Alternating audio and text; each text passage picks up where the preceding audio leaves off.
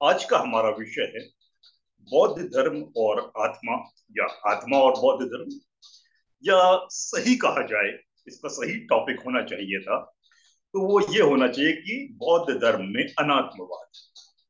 अब ये अनात्मवाद क्या है, या आत्मा और बौद्ध धर्म हमने आज का विषय क्यों चुना है, तो इसको पहले हल्की सी चर्चा कर लेते हैं।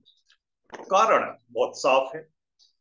आत्मा की मान्यता, आत्मा जो है एक ऐसी मान्यता है जो विश्व में जहां कहीं भी मानव समुदाय है, वो भले ही एकदम आदिम अवस्था में जी रहा हो, आदि मानव के समान, जैसे कि एस्किमोज होते हैं जो मानव है लेकिन लगभग आदि मानव के समान ही आज भी जीवन जी रहे हैं। बिल्कुल पिछड़ा हुआ जीवन कह सकते हैं हम इसको। या एक वो जीवन शैली है, एक बहुत आदिम जीवन शैली हो सकती है कि भाई अफ्रीका की कोई जनजाति कबीले को देख लेते हैं, भारत के भी किसी कबीले को देख लेते हैं, जो बिल्कुल जो हमारी वैज्ञानिक प्रगति और भौतिक प्रगति दुनिया की हो चुकी है उससे हजारों साल, लाखों साल पीछे चल रहे हैं। कुछ ऐसे तबके हो सकते हैं। वहीं पे इसके विपरीत, अगर हम विश्व की सबसे ज्यादा विकसित कही जाने वाली सभ्यता, यानी अमेरिकी सभ्यता की बात कर ले, यूरोपीय सभ्यता की बात कर ले, ऐसे किसी राष्ट्र की बात कर ले जहां पे भौतिक सुख सुविधा बहुत आगे बढ़ चुकी है, वैज्ञानिक प्रगति बहुत आगे हो चुकी है, दोनों ही जगह, बेहद पिछड़ी जगह और अत्यधिक आधुनिक, अत्याधुनिक जगह, मानव समुदाय के बीच में एक मान्यता हमें बराबर दोनों ही जगह मिलेगी। और वो कौन सी मान्यता होती है? वो होती है आत्मा की मान्यता। आत्मा के बारे में घोर पिछड़ा हुआ मानव, आदि मानव कह लीजिए, एस्किमोस कह लीजिए, या घोर प्रगति कर चुका मानव संप्रदाय, समुदाय जो हो, दोनों एक ही चीज में विश्वास करता है कि भाई आत्मा होती है, मान लेते हैं। लेकिन हम उनसे पूछे क्या आपने आत्मा को देखा है, तो जो पिछड़ा समुदाय है वो भी कहेगा कि शायद हमने नहीं देखा, एक आध कोई कल्पना की कुछ किससे भले सुना दे वो, जिससे कि हल्का फुल्का एहसास हो जाए कि हाँ भैया कहीं देखी होगी इन्होंने आत्मा, लेकिन कोई प्रामाणिक तौर पर वो भी नहीं कहेगा। अब यही बात अगर हम किसी वैज्ञानिक समुदाय से कहते हैं, तो वहां पे भी चाहे वो जितनी भी बड़ी बड़ी बातें कर ले, हर चीज की प्रूफ की बात कर ले, लेकिन आत्मा का प्रमाण वो भी नहीं दे पाएंगे। तो कुल मिला के आत्मा सिर्फ और सिर्फ एक मान्यता है, एक बिलीफ सिस्टम, बिलीफ कि ऐसा होता है। अब ऐसा होता है उसको देखने वाला कोई नहीं, जानने वाला कोई नहीं, परखने वाला कोई नहीं, लेकिन फिर भी वो मान्यता के रूप में स्थापित है। अब ये मान्यता अगर स्थापित है तो इसके बारे में धर्म क्या कहता है? तो पहला हल्का सा हम मुख्य धाराओं के धर्मों पर चर्चा कर लेते हैं, तमाम धर्म उठा के देखते हैं कि वो आत्मा के विषय पे क्या कहते हैं। तो हम ये पाते हैं कि धर्म का आधार, चाहे कोई भी धर्म हो, अगर वो रिलीजन है, अगर वो धर्म है, तो उसका आधार दो चीजों पर टिका होता है। दो, वैसे तो और भी तीन चार चीजें हैं, लेकिन जो सबसे पहली दो चीजें आएगी, एक होती है आत्मा का पर विश्वास, और दूसरा होता है ईश्वर पर विश्वास। ईश्वर पर विश्वास जो है वो आत्मा के विश्वास के बाद में पैदा होता है। पहले आत्मा पे मान्यता को मान लिया जाता है, बिल्कुल सच की आत्मा तो होती ही है। जब आत्मा होती है तो आत्मा के भी दो भाग करने पड़ते हैं, कि एक ऐसी आत्मा जो हमें हमेशा सही रास्ते पर ले जाए, मदद करने वाली हो, और एक ऐसी आत्मा जो दुष्ट आत्मा हो, जो हमें नुकसान पहुंचा सकती हो। तो आत्मा का जैसी दो ही रूप में विभाजन हो जाता है, एक दुष्ट आत्मा के रूप में, एक परमात्मा के रूप में। तो परमात्मा का जब कॉन्सेप्ट आता है, अवधारणा हमारे सामने आती है, तो परमात्मा का मतलब होता है सीधे सीधे ईश्वर। वहां पे सीधे हमारे सामने ईश्वर आ जाता है, और ईश्वर धर्म का केंद्र बिंदु होता है। धर्म बिना ईश्वर के चल नहीं सकता, और ईश्वर बिना आत्मा के चल नहीं सकता, क्योंकि जब आत्मा नहीं होगी तो ईश्वर कैसे होगा? ईश्वर को एक तरह से परम आत्मा, सुप्रीम सोल, प्योर सोल के रूप में ही हर धर्म देखता है। अगर आत्मा ही नहीं होती तो परमात्मा भी नहीं होता। अब आत्मा नहीं होती, दुष्ट आत्मा नहीं होती, यानी भूत प्रेत, चुड़ैल डायन तमाम किस्म की जो कल्पनाएं हैं वो एक आत्मा के नेगेटिव स्वरूप से जुड़ी हुई है। तो इस तरह हम देखते हैं कि एक तरफ दुष्ट आत्मा है, एक तरफ परमात्मा है, और यहीं से धर्म की उपज हो जाती है। तो हम देखेंगे कि मुख्य धारा के धर्म आखिर इस विषय पे कहते क्या है आत्मा के विषय। अगर हम विश्वव्यापी धर्म जो विश्व के सबसे ज्यादा भागों में फैला हुआ है, ईसाई धर्म, इसकी बात करें तो हम ये पाते हैं कि ईसाई धर्म की जो फाउंडेशन है, जो नींव है, वही आत्मा पर टिकी हुई है। क्योंकि पूरी ईसाइयत किसी चीज पर केंद्रित है, तो वो है पवित्र आत्मा। पवित्र आत्मा क्या होती है? पवित्र आत्मा के बारे में ईसाइयत ये कहती है कि पवित्र आत्मा मतलब ईश्वर। अब जो ईश्वर है, पवित्र आत्मा है, उसका हमारे समान शरीर नहीं है, कोई आकार नहीं है, वो किसी और लोक में रह रहा है। लेकिन जब उस लोक से वो पृथ्वी की ओर देखता है और यहाँ पे देखता कि लोग, प्राणी, मनुष्य बड़ी कठिन जीवन जी रहे हैं, शोषण हो रहा है, अन्याय हो रहा है, तो भाई इनकी मुक्ति कैसे की जाए। तो उन्होंने, उस पवित्र आत्मा ने मानवीय स्वरूप धारण किया और धरती पर वो सभी का उद्धार करने के लिए आ गई। तो बाइबल में ये मान्यता है, होली बाइबल में, कि ईश्वर नाम की जो पवित्र आत्मा थी, उसने देखा कि भाई जब समाज में शोषण है, तो मरियम नाम की एक महिला थी, उसके गर्भ में उस आत्मा ने प्रवेश कर लिया, और उस गर्भ में प्रवेश करने के बाद ही जीसस यानी प्रभु यीशु का जन्म हुआ, जिनके पिता, चूंकि उनका जो जन्म हुआ है, माता तो थी मरियम, महिला थी बिल्कुल हमारी तरह, लेकिन उनके शरीर में जो आत्मा ने प्रवेश किया, उनका जन्म उस आत्मा के माध्यम से, वो प्रभु यीशु का जन्म हम लोगों की तरह नहीं हुआ। जो बाकी सामान्य इंसान होते हैं, जानवर होते हैं, पशु पक्षी होते हैं, उनका जन्म स्त्री और पुरुष के संसर्ग से होता है, या नर और मादा के संसर्ग से कह दीजिए, मेल एंड फीमेल। लेकिन यीशु के साथ में ऐसा नहीं हुआ। यीशु के साथ में मानव माता जरूर थी, लेकिन पवित्र आत्मा ने उनके गर्भ में प्रवेश किया, और जो जन्म हुआ वो यीशु का हुआ। तो यीशु को इसलिए कहा जाता है कि वो ईश्वर के बेटे हैं, क्योंकि उनके पिता ईश्वर, माता भले इंसान। इसलिए ही जब कैथोलिक चर्च में आप जाएंगे और देखेंगे, तो वहां पे जीसस की पूजा होती है, और चर्च के बाहर में एक स्थान होता है, वहां पे मेरी की पूजा होती, मरियम की पूजा होती। लेकिन मरियम के जो पति थे, उनकी पूजा नहीं, क्योंकि ईसाइयत में ये मान्यता है कि मरियम के जो पति थे, उनकी वजह से यीशु का जन्म नहीं हुआ है, बल्कि पवित्र आत्मा की वजह से हुआ है। तो आत्मा को इतना महत्व वहां पे दिया गया। अब इस्लाम को देख लेते हैं। इस्लाम में भी आत्मा पर ही पूरा धर्म केंद्रित है, तो रूह कहा जाता है, और ये कहा जाता है कि मरने के बाद इंसान का शरीर तो मर जाएगा, लेकिन जो रूह होती है वो नहीं मरती, वो कायम रहती। और ईसाइयत हो या इस्लाम हो या जू धर्म हो, ये तीनों की जड़ें एक ही हैं। अब्राहमिक धर्म का कहलाते हैं ये सब, इनका एक ही मूल स्रोत था। तो मान्यता भी तीनों की एक यही है कि मरने के बाद शरीर जो है वो दफन रहता है, और जिस दिन डे ऑफ जजमेंट होगा, कयामत का दिन आएगा, उस दिन जो ईश्वर हो वो निर्धारित करेगा कि किस व्यक्ति को क्या सजा या उपहार देना है। अगर अच्छे कर्म किए होंगे तो अच्छा फल दिया जाएगा, बुरे कर्म किए होंगे तो उसको सजा दी जाएगी। ये उस दिन होगा। तब तक वो लोग जमीन के अंदर सभी शव के रूप में पड़े रहेंगे। उस शव को आके वो ईश्वर जब जीवित करेगा, और उसके बाद कार्यों हिसाब किताब करेगा, सजा देना है कि भाई इसको इनाम दे। इसमें तीनों धर्म बिल्कुल एक समान है। और जैसा हमने कहा कि धर्म का आधार ही आत्मा है, अगर आत्मा नहीं होती तो तीनों धर्म का अस्तित्व बड़ा मुश्किल हो जाता, होता ही नहीं। कैसे? अब जब सवाल यह है कि आत्मा इन तीन धर्मों में है, और इन तीन धर्मों के अलावा भी अन्य धर्म को देख लो, भारत में बुद्ध के समकालीन धर्म जैन धर्म को देखिए। तो जैन धर्म के संस्थापक महावीर का यह कहना था, कथन था, कि आत्मा जो है वो न सिर्फ मनुष्य के भीतर है, न सिर्फ पशु पक्षियों के भीतर है, बल्कि जिसको हम निर्जीव कहते हैं, वो कंकड़ है, पत्थर है, पहाड़ है, उस ईंट है, उसके अंदर भी आत्मा, आत्मा सर्वव्यापी। तो वो आत्मा को एक कदम और आगे ले गए कि निर्जीव चीजों में भी आत्मा खोज ले आए। अब वही हम बुद्ध के धम्म को देखते हैं।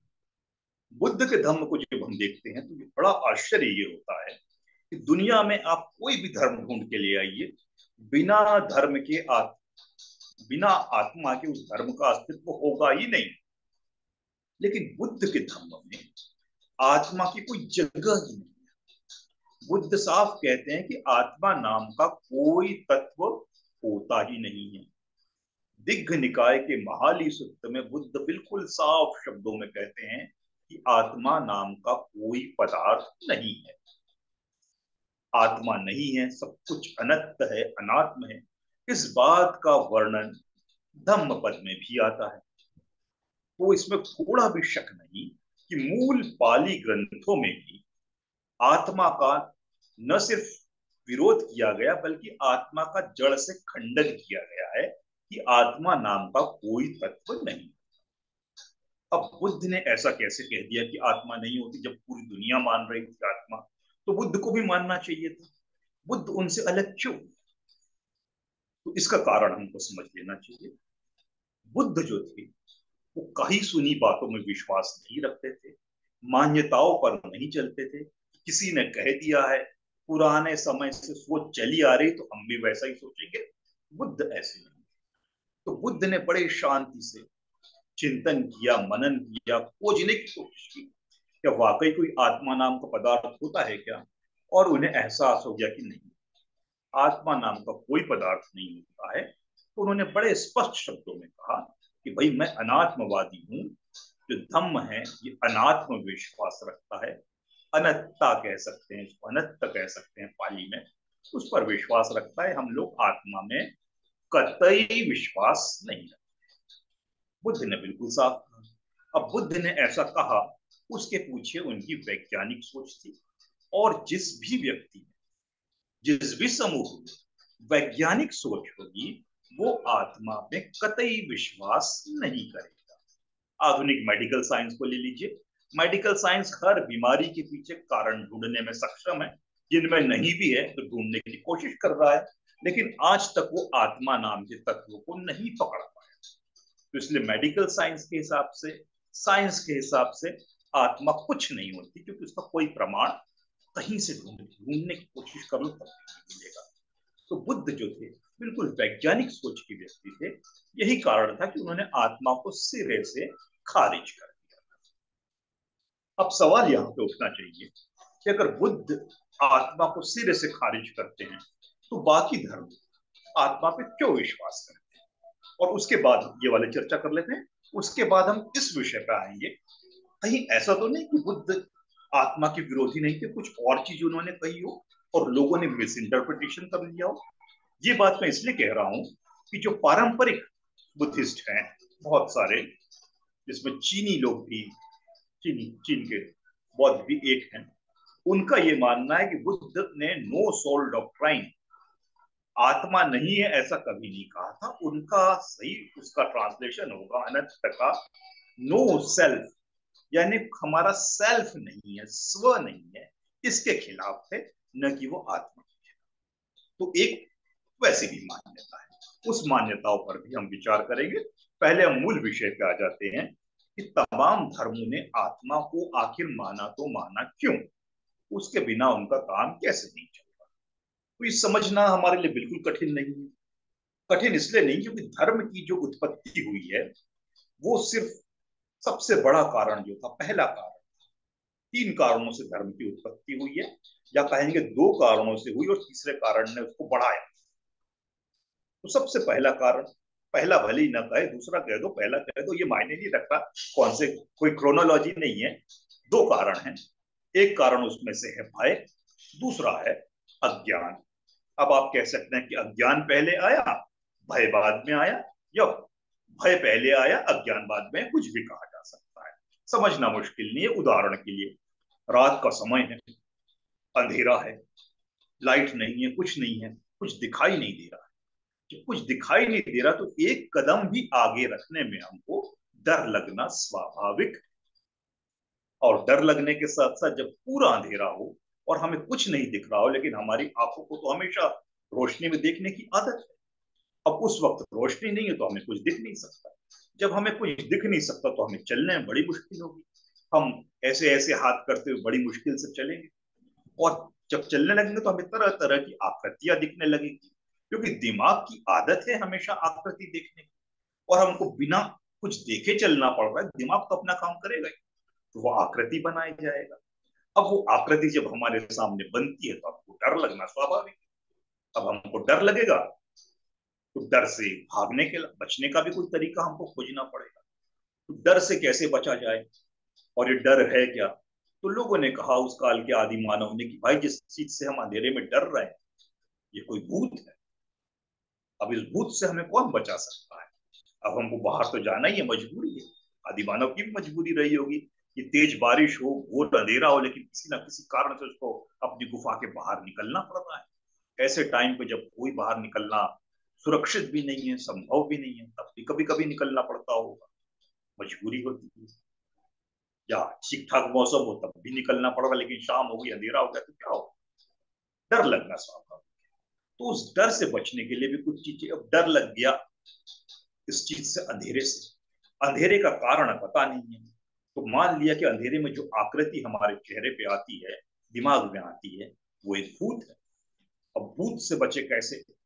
तो भूत से बचने के लिए कोई भगवान की खोज करो कि भाई ठीक है, आत्मा का एक बुरा स्वरूप ये भूत है, तो एक अच्छा स्वरूप परमात्मा है।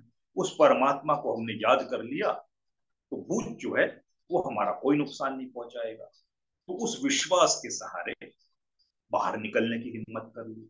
और उस विश्वास की वजह से, क्योंकि प्योरली मेंटल है, उसमें ऐसा कुछ भी वास्तव में कुछ नहीं कि कोई ईश्वर आके किसी की रक्षा कर रहा है, लेकिन अगर हमने सोच लिया है कि हमारी रक्षा करने के लिए कोई है, तो जो हमारा नुकसान पहुंचाने वाला भी तो कोरी कल्पना थी। तो वो कल्पना की लड़ाई जब दूसरी कल्पना से होगी, अच्छी कल्पना से होगी, तो बुरी कल्पना हार जाती है और अच्छी कल्पना जीत जाती है, और मनुष्य का काम हो जाता है। तो वहां से आत्मा की वजह से ईश्वर आया, और ईश्वर की वजह से सारे।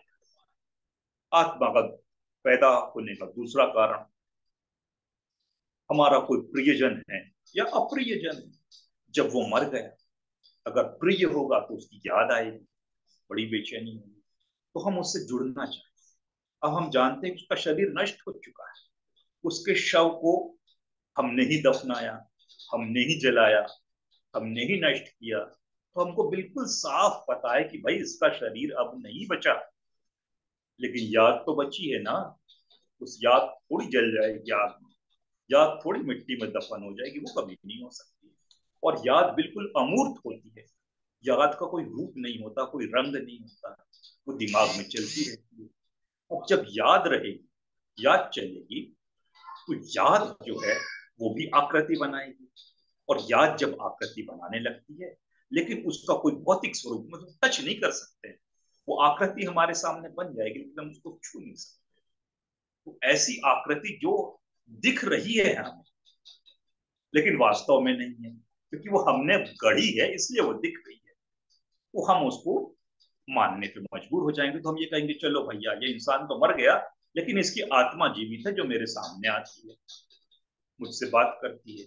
अगर अच्छे खासे रिश्ते होंगे तो डरेंगे नहीं, बोलेंगे चलो ठीक है भाई, मेरा जो मरा था वो आज भी मुझसे बातचीत करने आता है। लेकिन अगर वो गलती से हमारा दुश्मन हुआ और वो हमारे सामने आ गया मरने के बाद, हमारी बनाई हुई आकृति की वजह से, तो डर लगना स्वाभाविक है कि अब ये हमारा नुकसान करेगा।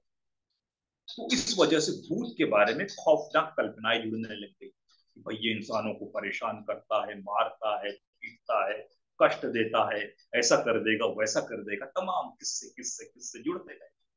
अब जब भूत प्रेत के किस्से जुड़ते गए, तो इससे बचने के लिए भी कुछ करना पड़ेगा, जैसा हमने कहा। तो ईश्वर की खोज की गई।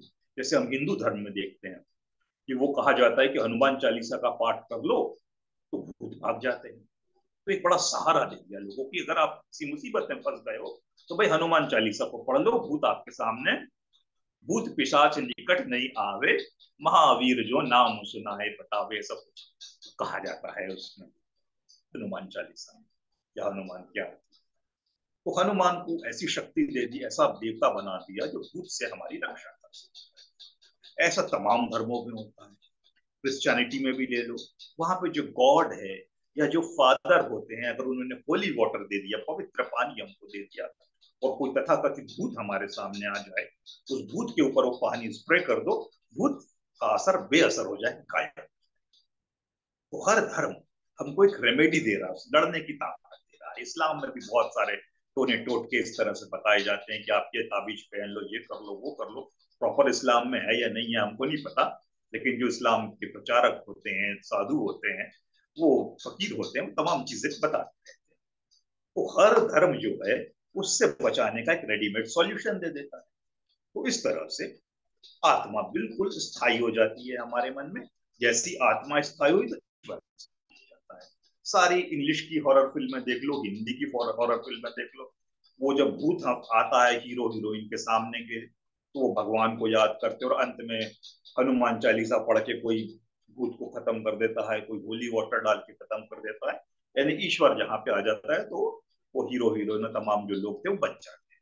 उसके बिना उस भूत से बचना असंभव होता है, ऐसा हम देखते हैं। तो इस तरह से आत्मा जो है स्थायी रूप से हमारे सामने तमाम धर्मों में आ गई। अब हम जब कह रहे हैं कि बुद्ध ने आत्मा का विरोध किया, तो क्यों किया उन्होंने? बुद्ध ने आत्मा का विरोध दो कारणों से किया। पहली चीज तो ये कि शरीर के अंदर आत्मा नाम का कोई पदार्थ दुनिया का महान से महान धार्मिक व्यक्ति, महान से महान आध्यात्मिक व्यक्ति भी खोज के आज तक नहीं दिखा पाया है। आत्मा को किसी ने नहीं, आत्मा को खुद पकड़ नहीं सकता है। जब आत्मा दिख नहीं सकती, पकड़ी नहीं जा सकती, उससे संवाद नहीं किया जा सकता, तो आत्मा पे कैसा विश्वास किया जाए? पहली चीज ये।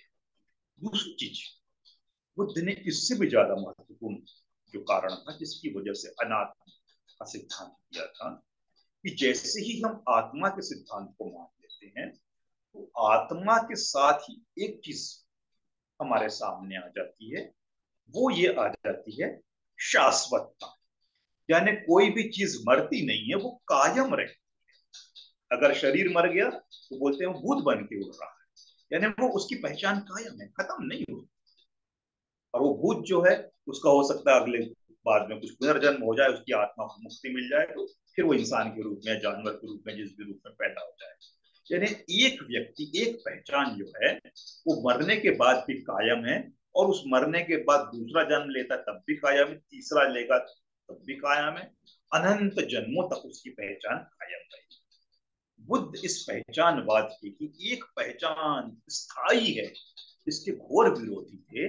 बुद्ध का कहना था कि सब कुछ अनित्य है, ऐसा कुछ नहीं है जिसकी पहचान स्थायी हो। जो हमारी पहचान है वो खंडित हो जाती है एक समय बाद। उसको पकड़ के रखना, जकड़ के रखना, चिपके रहना, आसक्ति रखना बिल्कुल गलत है, इसका कोई अर्थ नहीं। ये आसक्ति जो होती है ये उस पहचान को जोड़ती है, और आसक्ति हमें आत्मा की ओर ले जाती है, और आत्मा हमें उस पहचान की निरंतरता की ओर ले जाती है। इस वजह से भी, अनित्यता की वजह से भी बुद्ध आत्मा के सिद्धांत के घोर विरोधी हुए थे। तो ये दो मुख्य बातें थी जिसकी वजह से बुद्ध ने आत्मा को बिल्कुल नहीं माना, और आत्मा ऐसी चीज है जिसको कोई भी सिद्ध नहीं कर सकता है। अब कोई कहे कि भाई आत्मा जो होती है वो इंसान में नहीं हो, तो इंसान तो मृत हो जाएगा। जो हम बोल रहे हैं, चल रहे हैं, जो भी कर रहे हैं, उसके पीछे आत्मा की ही भूमिका है। तो इसके बारे में जैसा हमने पिछले दिनों भी एक बार कहा था, मिलिंद पन्नों में बड़ा अच्छा उल्लेख। मिलिंद पन्नों में क्या हुआ था? मिलिंद पन्नों जो है राजा मिलिंद और भिक्खु नागसेन के बीच का संवाद है। मिलिंद सवाल पूछते गए थे, नागसेन उसका जवाब। तो राजा मिलिंद ने एक सवाल किया कि भाई भिक्खु नागसेन, आप ये कहते हैं कि शरीर के भीतर कोई आत्मा नहीं होती है, और हम तो मानते आ रहे हैं कि शरीर के अंदर आत्मा होती है, आप कैसे कहते हो कि आत्मा नहीं होती है? तो इसका बड़ी खूबसूरती से भंते नागसेन ने मिलिंद को जवाब दिया। नागसेन ने पूछा कि भाई चलिए, आत्मा होती है मान लेते हैं, आत्मा करती क्या है? आत्मा में क्या क्या शक्ति है, आत्मा क्या क्या कर सकती है। तो मिलिंद ने कहा आत्मा जो है वो देख सकती है, वो सुन सकती है, वो सूंघ सकती है, वो स्पर्श कर सकती है, वो स्वाद ले सकती है। तो नागसेन ने कहा चलो बड़ी अच्छी बात है। तो नागसेन ने पूछा चलिए अगर ये आत्मा होती है तो राजा मिलिंद आपके शरीर के अंदर भी आत्मा होगी। तो मिलिंद ने कहा बेशक, इसमें कोई शक नहीं है, आत्मा है तभी तो मैं जीवित हूं, तो मेरे शरीर के भीतर आत्मा है। तब नागसेन ने अगला सवाल किया कि अगर आपके शरीर के भीतर आत्मा नाम का कोई तत्व विद्यमान है और आत्मा के बारे में आपने ये कहा कि वो देख सकती है, तो राजा बताइए अगर आपकी दोनों आंखें निकाल दी जाए चाकू से तो आंखों की जगह गड्ढा हो जाएगा। अब जब गड्ढा हो जाएगा तो क्या आपके सामने कुछ आएगा, कोई आकृति आए, कोई व्यक्ति आए, आप उसे देख पाएंगे? राजा ने कहा बिल्कुल नहीं, जब आंख ही नहीं रहेगी तो मैं किसी को कैसे देख सकता हूँ। तो नागसेन ये कहते हैं कि राजा अभी तो आपने कहा था कि आपके शरीर के भीतर आत्मा है जो देख सकती है, और अगर आपकी दोनों आंखें निकाल दी गई तो आंखों की जगह तो गड्ढा हो जाएगा। गड्ढा जब हो जाएगा तो कोई बीच में आवरण ही नहीं बचेगा आत्मा के बीच में और बाहर। जब कोई आवरण, कोई पर्दा नहीं बचेगा तो आपकी आत्मा को तो और भी स्पष्टता से दिखना चाहिए कि सामने क्या है।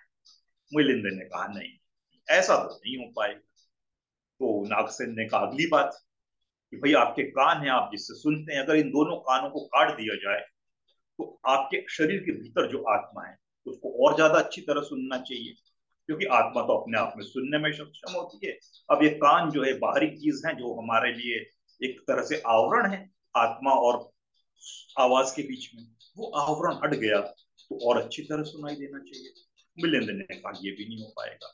अच्छा जीभ काट दी जाए तो आपको और अच्छा स्वाद लेना पड़ेगा। बोले नहीं, बिना जीभ के मैं स्वाद नहीं ले सकता हूँ। नागसेन ने वही कहा कि भाई अभी तो आपने कहा था कि आनंद जो आत्मा होती है वो स्वाद भी ले सकती है। मिलिंद ने कहा नहीं। अच्छा आपकी त्वचा हटा दी जाए तो आपको और अच्छी तरह स्पर्श महसूस होगा। मिलिंद ने कहा नहीं, लेकिन कुछ देर पहले तो आप कह रहे थे कि आत्मा जो है स्पर्श भी कर सकती है। तो मिलिंद थक गए और उन्होंने कहा कि नहीं, ऐसा तो बिल्कुल नहीं होता है। अगर मैं देख रहा हूं तो आंखों के सहारे, सूंघ रहा हूं तो नाक के सहारे, सूंघने का भी उदाहरण है, सुन रहा हूं तो कान की वजह से स्वाद ले रहा हूं, जीभ की वजह से, और त्वचा है तो मैं स्पर्श कर पा रहा हूं। अगर ये पांच ज्ञानेन्द्रियां नहीं, फाइव सेंस ऑर्गन नहीं हो तो हमारे शरीर कुछ भी महसूस कर पाने में, सूंघने में, स्वाद लेने में, देखने में, सुनने में असमर्थ है। तो नागसेन ने कहा यही तो मैं कह रहा हूं कि हमारे शरीर में जो भी कार्य हो रहे हैं ये ज्ञानेन्द्रियों की वजह से हो रहे हैं, आत्मा का कोई लेना देना नहीं है। इसलिए अगर आपके मन में ये धारणा है कि आत्मा नाम का कोई पदार्थ आपके शरीर के अंदर बैठा है जो ये सारे कार्य कर रहा है, तो इस धारणा से मुक्त हो जाइए। ये कोरी और कोरी मान्यता है, इसका कोई व्यवहारिक, सैद्धांतिक, तार्किक आधार नहीं है। मिलिंद को मानना पड़ा कि सच कह रहे हैं नागसेन, मेरे शरीर के अंदर ना आपके शरीर के अंदर ना किसी जीव के अंदर कोई आत्मा होती है। ये सिर्फ और सिर्फ हमारी धारणा है, हमारी मान्यता है, जो हमको ये कहने से, मानने के से मजबूर करता है।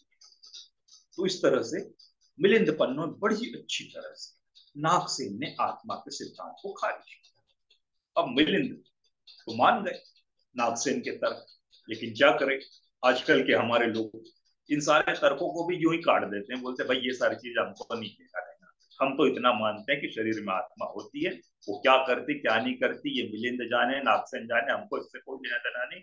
हम तो इतना मानिए कि शरीर के अंदर आत्मा होती ही है। और इसके बारे में अजीबोगरीब तर्क, तर्क तो नहीं, अजीबोगरीब झूठे तथ्य हमारे सामने लाते बचपन से हम सुन रहे थे। किसी ने कहा कि अमेरिका की बात है, किसी ने कहा रशिया की बात है, पता नहीं कौन से देश की बात है। ये बताया गया कि कोई व्यक्ति मरने वाला था, तो साइंटिस्ट लोगों ने सोचा कि भाई इसकी आत्मा को पकड़ लेना चाहिए मरने से पहले, क्या किया जाए। तो उस मरते हुए आदमी को उन्होंने एक ग्लास की चैम्बर में डाल दिया, वैक्यूम था जिसमें, थोड़ी भी हवा आ नहीं सकती थी, जा नहीं सकती थी। पूरा वैक्यूम सील्ड कांच का बर्तन था वो। उसमें उस शरीर को डाल दिया गया जो मरने ही वाला था व्यक्ति। और कहते जैसे ही वो व्यक्ति मरा तो वो कांच जो था वो फट गया और तथाकथित आत्मा उस कांच से बाहर निकल गई, मुक्त हो गई। साइंटिस्ट उसको पकड़ नहीं पाए। ये ऐसी घटना है, कोरी कल्पना है, कहीं नहीं हुई, किसी साइंस जर्नल में नहीं लिखा, लेकिन किसी ने उड़ा दिया। वो पीढ़ियों से ये चली आ रही है, तीसरी और चौथी पीढ़ी भी यही उदाहरण देती। लेकिन क्या किसी के पास में वो उन साइंटिस्ट का नाम, उस जगह का नाम, उस एक्सपेरिमेंट करने वालों का नाम मिलेगा? कहीं नहीं। बस किसी ने उड़ा दी है, लोग उसको आगे आगे आगे बढ़ाए। बचपन की बात थी, हम जब छोटे थे, हमारे दोस्त हम सभी, तो हमने भी इसके बारे में सुना था। तो हमने सोचा हम भी एक्सपेरिमेंट करके देख लेते हैं। अब किसी इंसान के शरीर को तो हम कांच में बंद नहीं कर सकते थे, लेकिन जब हमारी बीच में चर्चा चल रही थी दोस्तों में, बड़ी अच्छी बात ये हुई, अच्छी हुई बुरी हुई हम जानते हैं। एक जहर खाया हुआ चूहा तड़पता हुआ हमको दिखा। उस जमाने में इंक की बोतल आती थी बड़ी सी। तो मैंने तुरंत उस चूहे को उठाया जो मर रहा था, बिल्कुल तड़प रहा था, अंतिम अवस्था में था, और उसको बोतल में बंद कर दिया, बिल्कुल सील टाइट, अच्छी तरह, सब दोस्तों के साथ। और बोला कि देखिए अभी चूहा तो थोड़े दिन में मर ही जाएगा, अब इस बोतल को हम जमीन में गड़ा के रख देते हैं और उसके बाद खोद के देखेंगे कि बोतल फटी क्या। कुछ दिनों बाद वाकई खोदा, न बोतल फटी न कुछ हुआ, उसे मरा हुआ शरीर, सड़ा हुआ चूहा दिख रहा था। सबको ये मानना पड़ा कि भाई इस शरीर में कोई आत्मा वात्मा नहीं थी, पूरी कल्पना। लेकिन ये थोड़ी सी बात थी, एक दिन में हुई और भूल गए लोग, फिर वही आत्मा आत्मा करने लगे। क्योंकि एक्सपेरिमेंट करके दिखा दो, चाहे कोई जर्नल पढ़ा दो, चाहे कोई तथ्य दे दो, लोगों के मन से बात थोड़ी जाती है। मान्यता वो चीज होती है कि आपके सामने फैक्ट और फैक्ट और फैक्ट बार बार आते जाए, लेकिन उन फैक्ट को हम भूलते जाएंगे, एक पल के लिए मान लेंगे, कुछ सेकंड के लिए, और फिर उसी ढर्रे पे लौट आएंगे। तो आत्मावादियों के साथ ये हमेशा होता आया है, हमेशा होता आया। तो इस तरह से जो मृत शरीर का जो एक्सपेरिमेंट इन लोग बार बार बताते हैं, अमेरिका और रशिया और इधर उधर की बात, ये पूरी कल्पना है। इस पे हमें थोड़ा भी विश्वास नहीं करना चाहिए। अब सवाल यहाँ पे ये भी हमको उठाना चाहिए आत्मावादियों से कि ये कहा जाता है कि हर जीवित शरीर के अंदर आत्मा होती है, और जैसे ही कोई व्यक्ति मरता है, ये बड़ा स्वाभाविक है, हम जैसे व्यक्ति होते हैं जो बड़ी वैज्ञानिक सोच रखते हो, तार्किक सोच रखते हो, अगर हम कहीं अंधेरे में जा रहे हो, हमको कोई इंसानी शव मिल गया सुनसान जगह में, तो हमको कुछ क्षण के लिए डर लगना स्वाभाविक, हल्का सा मन में डर, अरे बाप रे कैसे मर गया, कौन है इसका, कहाँ का है, क्या है, तरह का एक व्यवहारिक डर भी हमारे सामने आएगा, कौन है कैसा है। और एक व्यवहारिक के अलावा कल्पनाश्रित डर भी हमारे सामने आने लगता है, अरे कहीं भूत तो नहीं बन गया, कोई भूत तो नहीं भटक रहा वो शमशान के पास से बट के, रात में जाना पड़े तो लोग डरने लगते हैं, या भूत दिखेंगे, ये होगा वो होगा, तरह तरह की कल्पनाएं शमशान घाट के बारे में लोगों ने बता के रखी, बना के रखी। तो इंसान डरता है, बड़ा डरता है कोई मृत इंसानी शरीर को देख के, या जहां पे इंसानी शवों का अंतिम संस्कार होता है, ऐसी बड़ा डर लगता, बड़ा डर लगता है। लेकिन अब यही आत्मावादी कहते हैं कि हर शरीर के अंदर आत्मा होती है। अगर हर शरीर के अंदर आत्मा है, तो बकरे के अंदर भी आत्मा होगी, मुर्गे के अंदर भी आत्मा होगी, चूहे के अंदर भी आत्मा होगी, मच्छर के अंदर भी आत्मा होगी। अब सवाल ये है कि जब मांसाहारी लोग एक मुर्गे को मार के खाते हैं, एक बकरे को मार के खाते हैं, तो तब वो क्यों नहीं डरते हैं कि इसके शरीर से भूत निकलेगा, आत्मा निकलेगी और मुझे सताएगी कि तुमने मुझे काटा, तुमने मुझे मारा। जब मच्छर क्यों नहीं भूत बन के हमारे सामने आए, जिसको हम कभी कभी मॉस्किटो किलर से, कभी रैकेट से मार देते हैं, कभी हाथ से ही मार देते हैं, अगर मच्छर आ गया तो अचानक से काट दिया, हो जाता है अपने आप, हाथ चल जाता है, मच्छर मर जाता है। तो वहां हमको डर नहीं लगता है, बिल्कुल नहीं लगता है। क्यों? ऐसा क्या है कि हम मरे हुए जानवर से नहीं डरते हैं, लेकिन मरे हुए इंसान से डरते हैं? कारण क्या है? तो इसका कारण बिल्कुल साफ है, इसमें थोड़ा विषय, क्योंकि हमने बचपन से लेकिन अब तक, और हम ही ने नहीं, हमारे मम्मी पापा ने, हमारे दादा दादी ने, पूर्वजों ने जितने भी किस्से भूत प्रेत के सुने हैं, उसमें भूत हमेशा इंसान ही होता है, या तो वो स्त्री के रूप में आएगा या पुरुष के रूप में आएगा।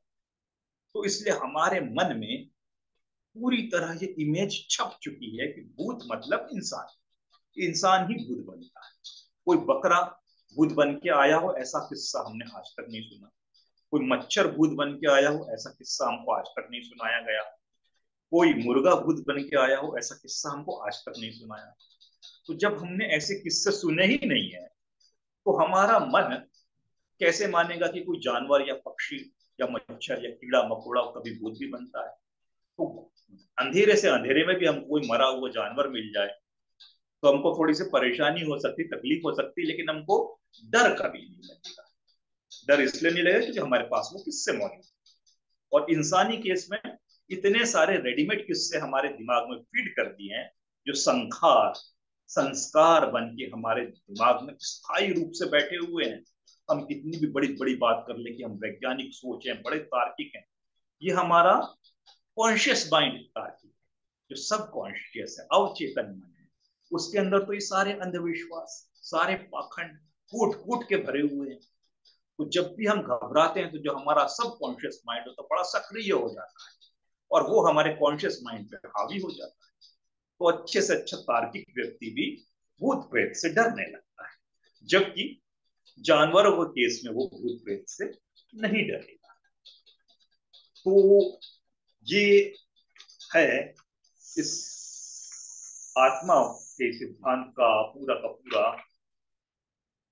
कारनामा कि हमको जैसी कहानी सुनाई गई है वैसा हमारा मन हो गया है, और जैसा मन हो गया है वैसा हम सोचते हैं, और जैसा सोचते हैं वैसा हमें लगने लगता है।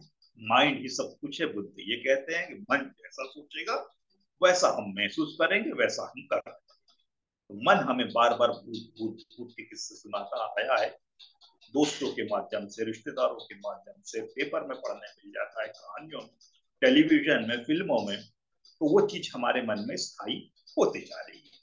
तो अंतिम बात कि आत्मा के विषय में बाबा साहब क्या कहते हैं, इसको हम पढ़ लेते हैं और उसके बाद सवाल जवाब के लिए हम लोग तैयार होते हैं। चर्चा के लिए आप अपने विचार खुल के रख सकते हैं। तो द बुद्धा एंड धम्मा में बाबा साहब बड़े स्पष्ट शब्दों में कहते हैं कि बुद्ध की सम्मति में आत्मा में विश्वास करना ईश्वर पर विश्वास करने की अपेक्षा अधिक खतरनाक है। बाबा साहब का ये कहना है कि आत्मा पर विश्वास ईश्वर के विश्वास से भी ज्यादा खतरनाक है, ऐसा बुद्ध मानते हैं। कारण क्या है? क्योंकि ईश्वर के विश्वास से तो समाज में पुरोहित वर्ग पैदा होगा। जैसे ईश्वर होगा तो ईश्वर की पूजा करने के लिए कोई विशिष्ट ज्ञान, विशिष्ट मंत्र, विशिष्ट पूजा करने वाले लोगों की जरूरत पड़ेगी। तो वहां से पंडित, पादरी, पुरोहित, मौलवी, पुरोहित वर्ग पैदा होता है जो समाज में भेद करता है कि भाई वो पवित्र हो गए, बाकी लोग साधारण हो गए या अपवित्र हो गए। लेकिन बाबा साहब कहते हैं बात यही नहीं रुकती।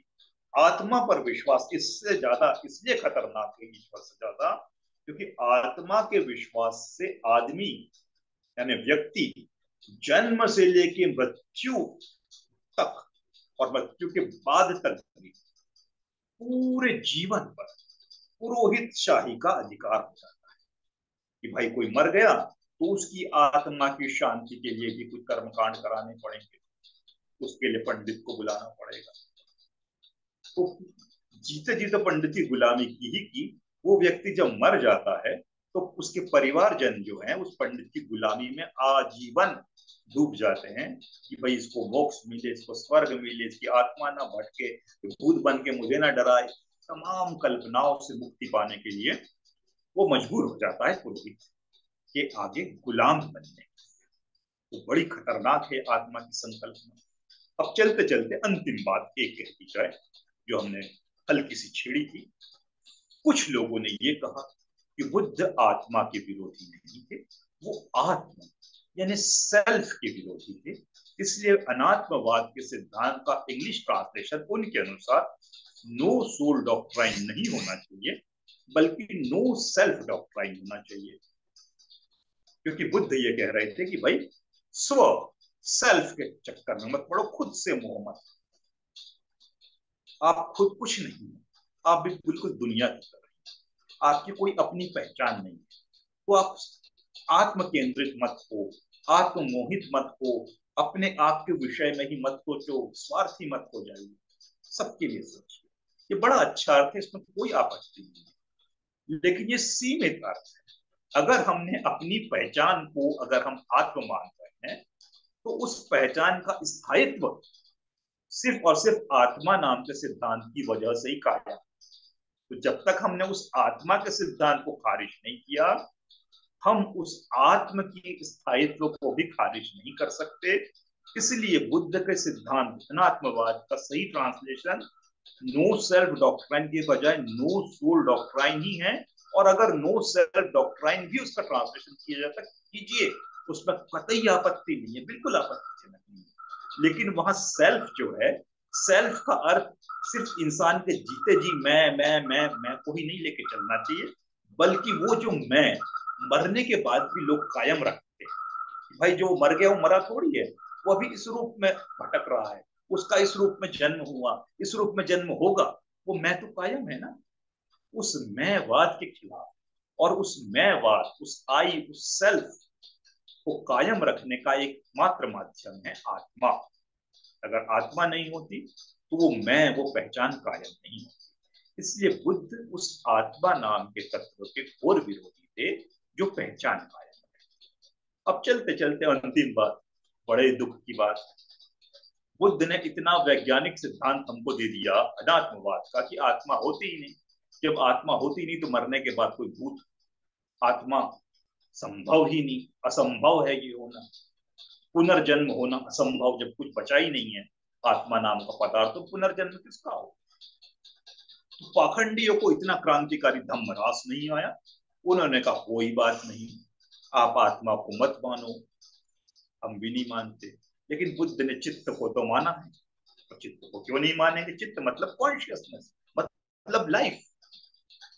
तो उन्होंने बड़ी चालाकी से उस चित्त को इंसान के जीवन तक ही सीमित नहीं रखा, बल्कि उस चित्त से वो सारे काम करवा दिए जो आत्मावादी लोग आत्मा से करवाते हैं।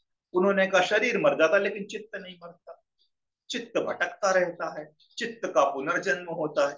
तो वो सारे पाखंड जो अन्य धर्म में आत्मा के नाम पे हो रहे थे, पाखंडी जब बौद्ध में घुस गए थे, उन्होंने वो सारे पाखंड हमसे चित्त के नाम से करवा लिए। इसलिए हमको बड़ा सावधान होना चाहिए।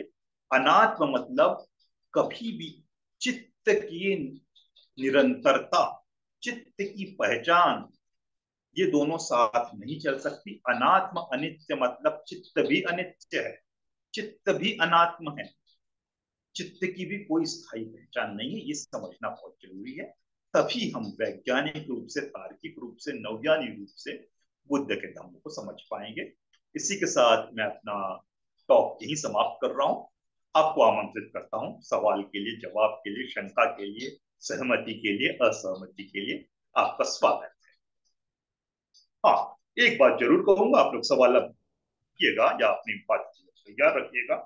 पिछले दिनों, शायद कल या परसों की बात है, मैंने एक मैसेज अपने ग्रुप में भेजा था कि हम लोग जो नवयान लेखन कार्यशाला का आयोजन करना चाह रहे हैं, ताकि अधिक से अधिक लोग लेखक के रूप में हमारे सामने आ सके, ताकि हम नवयान पद्धति से बौद्ध साहित्य की पुनर्रचना, नई रचना कर सके। तो इसमें कुछ कारणों से कुछ लापरवाही आपकी ओर से भी और कुछ लापरवाही मेरी ओर से भी। व्यक्तिगत रूप से मैं इसलिए लापरवाही कहूंगा कि मुझे जब किसी अपने स्टूडेंट ने कुछ शंकाएं भेजी लिख के मेल पे, तो मैं जवाब नहीं दे पाया अपनी व्यस्तता के कारण। वो पूरी तरह उसके लिए मैं जिम्मेदार हूँ।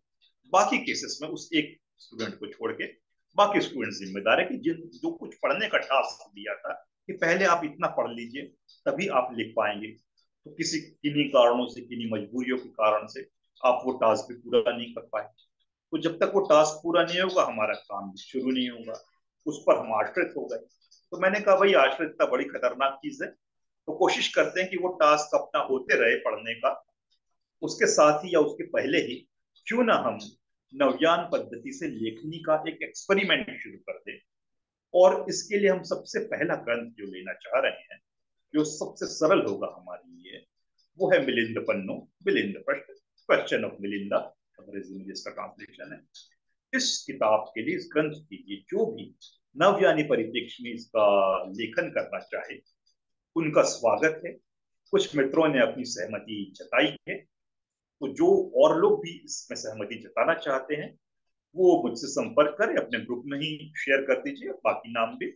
तो हम लोग पैरेलली इसके ऊपर वर्कशॉप शुरू करते हैं, और ये वर्कशॉप सिर्फ थियोरेटिकल नहीं होगी, डायरेक्ट एक्शन में आएगी।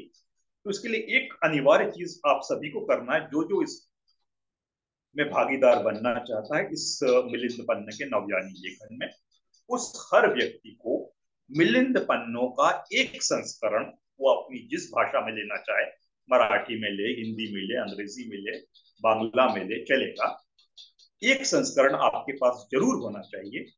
और उसके बाद ही हम लोग इस पर काम शुरू करते हैं। जब तक वो किताब आपके हाथ में नहीं आएगी फिजिकली या पीडीएफ फॉर्म में या फिजिकली, तब तक हम उस पर काम शुरू नहीं कर सकते हैं। अभी तो फिलहाल मेरे पास भी फिजिकल फॉर्म में वो ग्रंथ नहीं है। तो वो ग्रंथ आवश्यक रूप से उन सभी प्रतिभागियों के पास होना चाहिए। उसके बाद हम लोग ऑनलाइन काम शुरू कर देंगे, ताकि जल्द से जल्द वो उसका नवयानी संस्करण मिलजुल कर हम लोग पेश करें। उसका पूरा लेखन का श्रेय आपको ही जाएगा, क्योंकि आपको ही लिखना है। मेरा काम तो सिर्फ मार्गदर्शन रहेगा, मैं मार्गदर्शन करते रहूंगा। तो ये मैं आपको सूचना देना चाह रहा था। अब मूल विषय पे आ जाते हैं कि आज के टॉक के संबंध में आप जो भी अपने विचार रखना चाहते हैं, आपका स्वागत है, अपने विचार रखिएगा जी।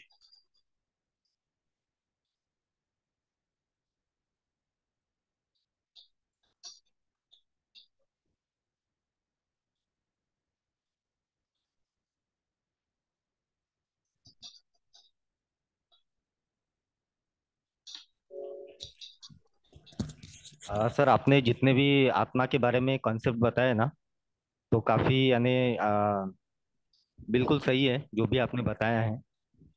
लेकिन जो देखते हैं ना हम लोग कि मनुष्य को एक प्रकार का लोभ होता है ना, तो वो वो लोभ भी उसका वहां से पूरा होता है। यानी कि अगर आत्मा है तो वो पुनर्जन्म लेती है फिर। तो जी अगले जन्म में मैं ये बनूंगा वो बनूंगा, नहीं क्या? जी तो अगर ये जन्म मेरा बुरा हुआ है तो अगला जन्म काफी अच्छा होगा, उस जन्म में बहुत यानी सारे ऐशो आराम मुझे मिल जाएंगे। जी तो ये भी एक लोभ भी उसके साथ तो यानी पूरा हो जाता है ना मनुष्य का।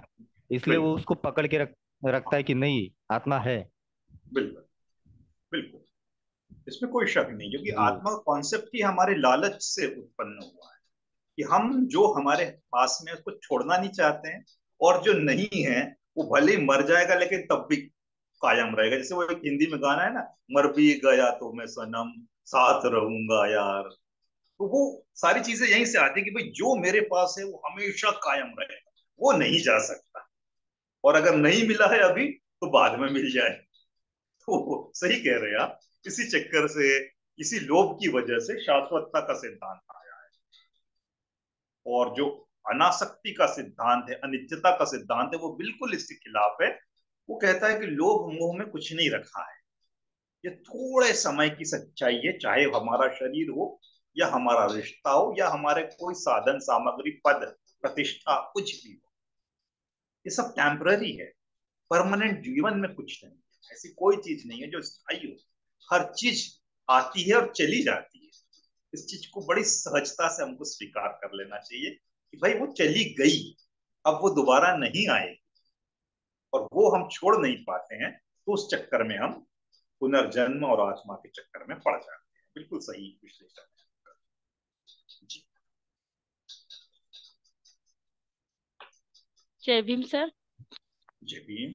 हाँ सर, मेरा क्वेश्चन ये है कि आत्मा सभी धर्म में एक समान ही कंसेप्ट रखे है, तो ये मतलब सभी धर्म में कैसे क्या एक ही और सबसे भारी है आत्मा? तो ये हाँ मतलब सभी धर्म में है, तो ये कैसे क्या मतलब कैसे क्या हाँ, गया सभी के धर्म में? देखिए, धर्म के जो अपने सामने बाहरी रूप आ रहे हैं, जैसे एक हिंदू धर्म के रूप में आ गया, एक इस्लाम के रूप में आ गया, एक ईसाइयत के रूप में आ गया, एक यहूदी के रूप में आ गया, ये बाहरी मतभेद है। इनका जो आधार है, इन तमाम धर्मों का, बौद्ध धर्म को छोड़ के, एक ही फाउंडेशन, एक ही नींव पर ये खड़े हैं। और वो नींव क्या है?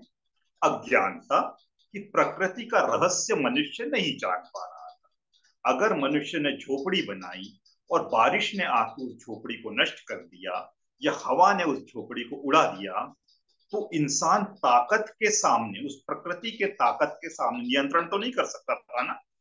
उसके पास आज की टेक्निक नहीं थी कि वो सीमेंट का मकान बना ले। टेक्निक बहुत पिछड़ी हुई थी, उसको लकड़ी का ही मकान बनाना पड़ता, घास की फूसर वाला, छप्पर वाला। और उसको हवा आके उड़ा दे तो वो क्या करेगा बेचारा मजबूरी में? उस हवा के आगे झुकने के सिवा है। क्योंकि ताकतवर व्यक्ति हो या ताकतवर शक्ति हो, उस जो हमारे नियंत्रण में नहीं हो, तो उसके सामने झुकने के अलावा, घुटने टेकने के अलावा, सिर झुकाने के अलावा इंसान के पास या जानवर के पास या किसी प्राणी के पास कोई विकल्प नहीं होता है।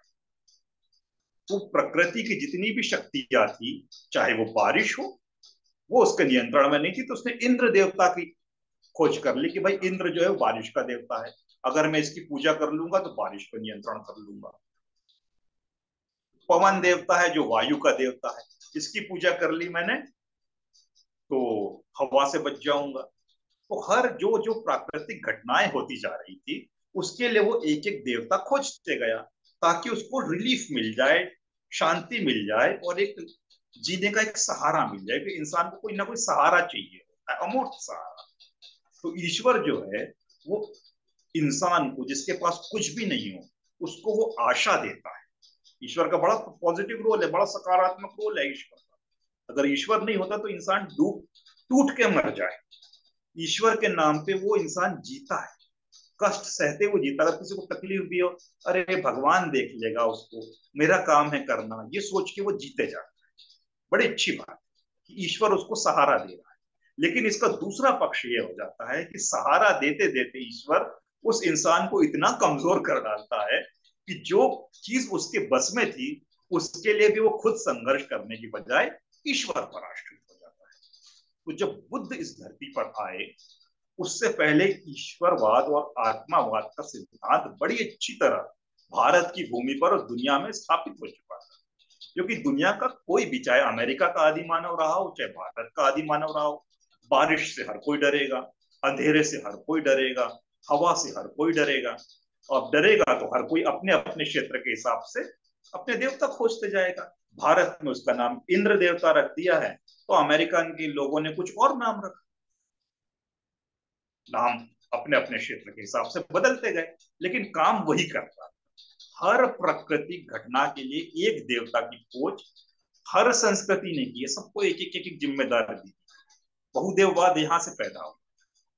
अब जब इंसान अधिक विकसित हो गया और उसको धीरे धीरे पता चलने लगा कि भाई प्रकृति जो है ये इंद्र विंद्र कुछ नहीं कर सकता, बारिश को जब आना है आएगी, जब रुकना है तब रुकेगी। तो फिर इसका उन्होंने देवताओं की रिस्पॉन्सिबिलिटी बदल दी। अब देवताओं की ड्यूटी चेंज हो गई। कैसे चेंज हुई? कि जैसे इंसान कबीले से, मतलब आदिम संस्कृति से आगे बढ़कर जब थोड़ा विकसित यानी समुदाय के रूप में रहने लगा, अब जब समुदाय में रहने लगा तो उसको प्रकृति से ज्यादा डर, से कहीं ज्यादा डर इस चीज से लगने लगा कि दूसरा कबीला उस पर हमला न कर दे। दूसरा कबीला हमला कर देगा तो क्या होगा? उसका जितना खाना, सामग्री, पैसा, और यहाँ तक कि महिलाएं, क्योंकि उस वक्त महिलाओं की भी लूट हुआ करती थी। महिला भी एक बड़ी वस्तु बन गई थी। जिस तरह से भोजन होता है उस तरह महिला भी, तो महिलाओं को भी लूट के ले जाएंगे। तो भाई इनको बचाना है तो क्या करें? इसके लिए एक चीज तो ये कि लड़ना सीखना होगा। तो इंसान लड़ना सीखा, ये बिल्कुल सच बात है। एक मिनट, हाँ, मैं थोड़ा सा इसको चार्ज कर रहा हूँ।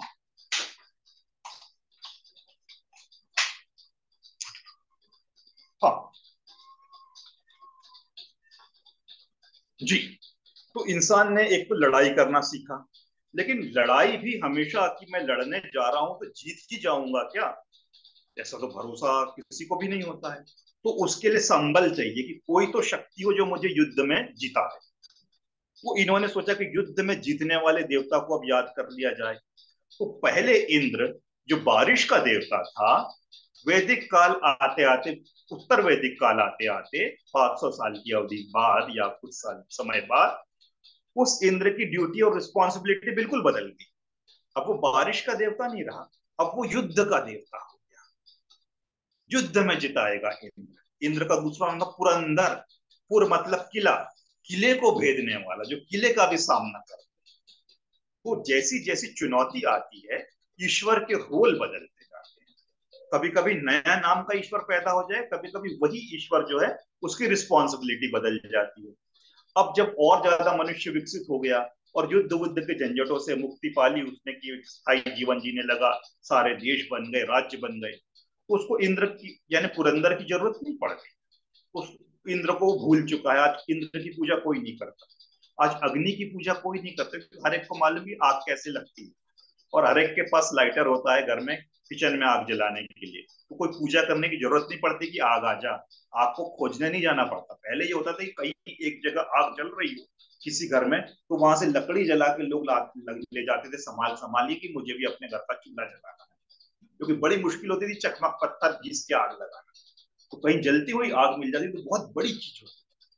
तो जो जिस चीज की कमी होगी उसकी पूजा होना ही है स्वाभाविक रूप से। तो अग्नि की पूजा होती थी। आज अग्नि की कोई हिंदू पूजा करता है कि नहीं करता? अग्निदेव कहीं नहीं चलता, इंद्र कहीं नहीं चलता, यहाँ तक कि विष्णु की भी पूजा नहीं होती, ब्रह्मा की पूजा नहीं होती, सब आउटडेटेड होता है।